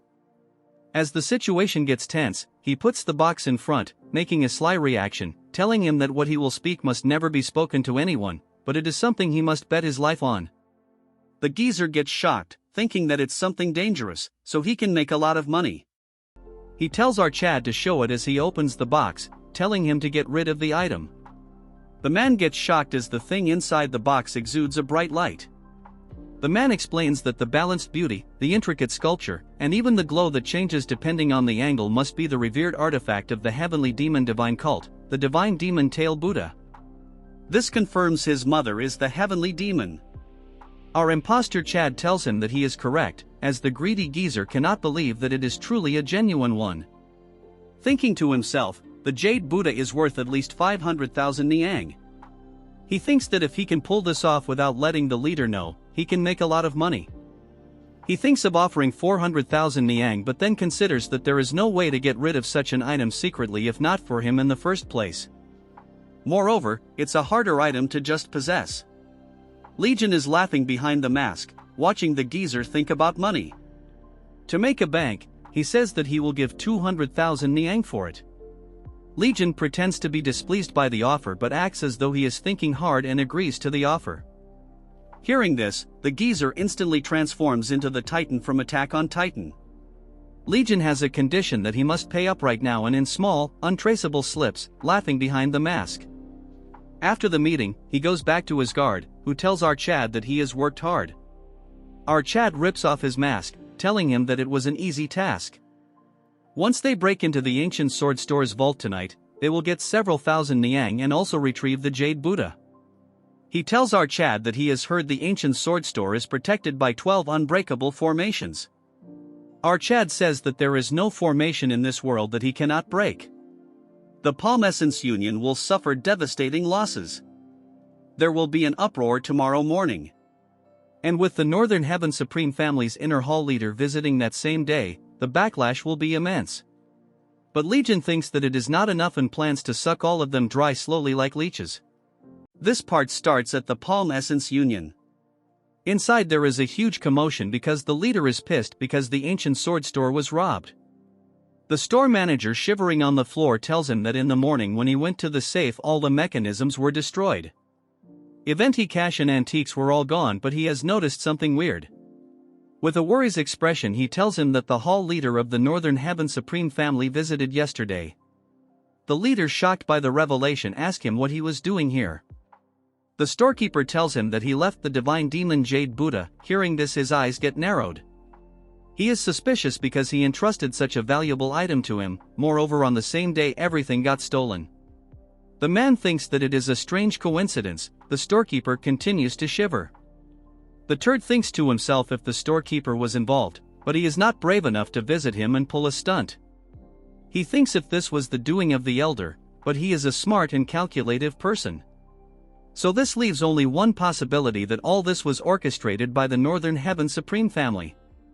He sits on the chair holding his head because the Northern Heaven Supreme Family have been running their business in Wuhan through them. Then have maintained a close relationship, so he cannot understand why they are suddenly turning their back on them. Another man barges onto the room, telling the leader then there is a big problem, that the iron safe has been raided.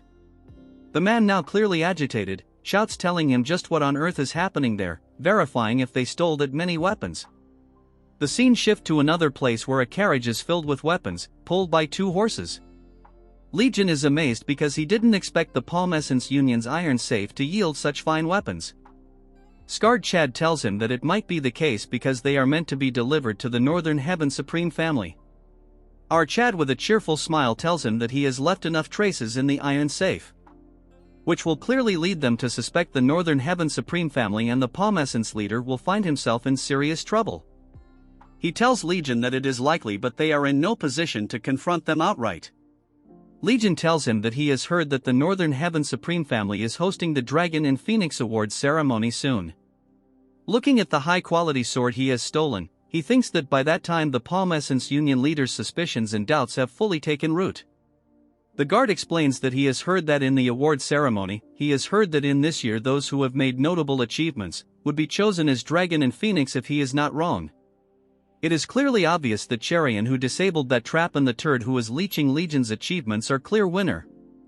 As the carriage moves forward, he tells him that Cherian told him that she couldn't accept the award because it's not her achievement.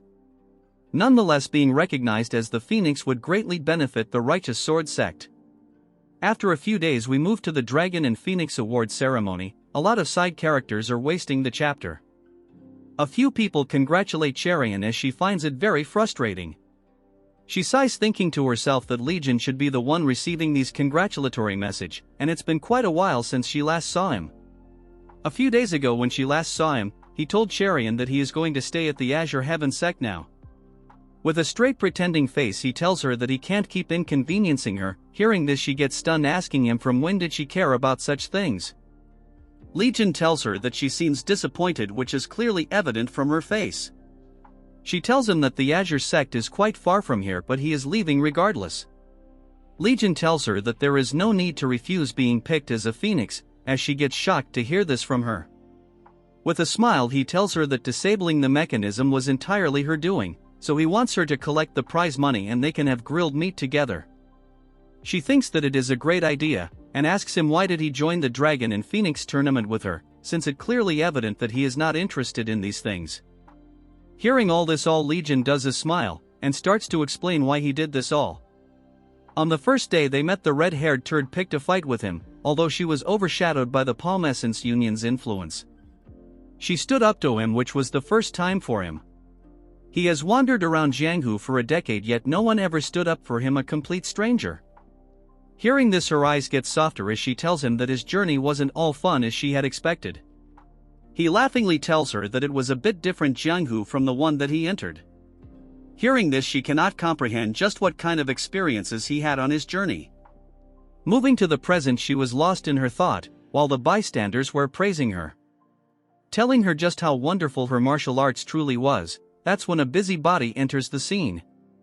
It no one other than Red Hair, accusing her that if it was truly because of her skills. Cherian, looking toward this turd, thinks to herself what this turd is trying to pull. She asks him what is he talking about out of nowhere. This busybody tells her that it's strange that she was the only one who managed to escape from the swap. Pretending to be calm and sharp, this shrimp asks her how they managed to cut through the giant device, because it is hard to believe that her martial arts were this impressive.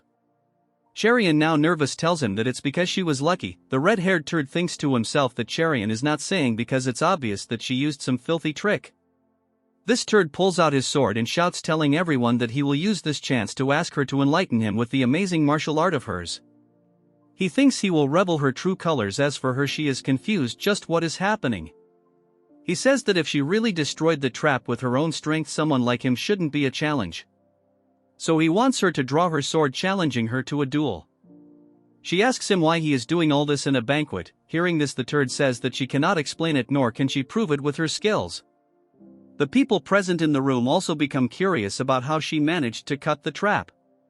This goober breaks the line when he says that the Righteous Sword sect might be working with those criminal, but he digs the coffin, saying that she has been hanging out with a mysterious person before the tournament. She pulls out her sword and tells him that if at a duel he wants, she will gladly give him one. The side characters thinks it will be interesting since it's a duel between the Phoenix and the Palm Essence Union's descendant. Before they could get ready, the turd charges towards her, but Cherian effortlessly dodges the attack. The trash cannot believe that she managed to dodge such a surprise attack. Cherian, without any hesitation, aims for his neck. Since she was trained by Ao Chad, he notices her sword aiming for his neck. Cherian, noticing her wind, changes the trajectory of her attack, slashing his cheek instead of the neck. He loses the grip of his sword, realizing that he has lost to our waifu, as everyone present in the room is shocked by the outcome. Cherian sheathes her sword, asking the turd if he is satisfied now that she has beaten him to a pulp. Everyone starts talking about how she defeated him with a single strike, and if she had been serious he wouldn't stand a chance. Then blabber about how she went easy on him and it's embarrassing, all this being witnessed by the clan head. He gets extremely angry, thinking to himself that it is embarrassing that he lost to her in front of so many people. That's when he notices something, the Heaven Supreme Leader praising Cherian's father for having such a daughter. The senior red turd thinks to himself that he has been suspicious since the ancient sword and iron safe were robbed. Seeing how friendly that old hag is with the Righteous Sword sect, as their reputation will rise, he might abandon them and ally with them instead. He cannot let this happen, as both father and son curse the sword sect, thinking of destroying it tonight. Moving to our Chad, he is under the moonlit sky chilling with his guard. He tells our Chad that he might be having trouble sleeping after switching places. He agrees with him, but right now he has to focus on rising the sect. He asks him if that was not the case, would he have stayed with the Righteous Sword sect. Legion says that he has figured it out, but he cannot understand why he didn't attend the ceremony with his girl. He explains that she thinks that she took the prize. If he had shown up, it might have made her uncomfortable. The guard thinks to himself that this is the first time he has been serious about a woman. He says that it's very quiet tonight, so he should get some rest. Looking at the moonlit sky, our Chad thinks that something feels off. This concludes the video. Make sure to like and subscribe for another part.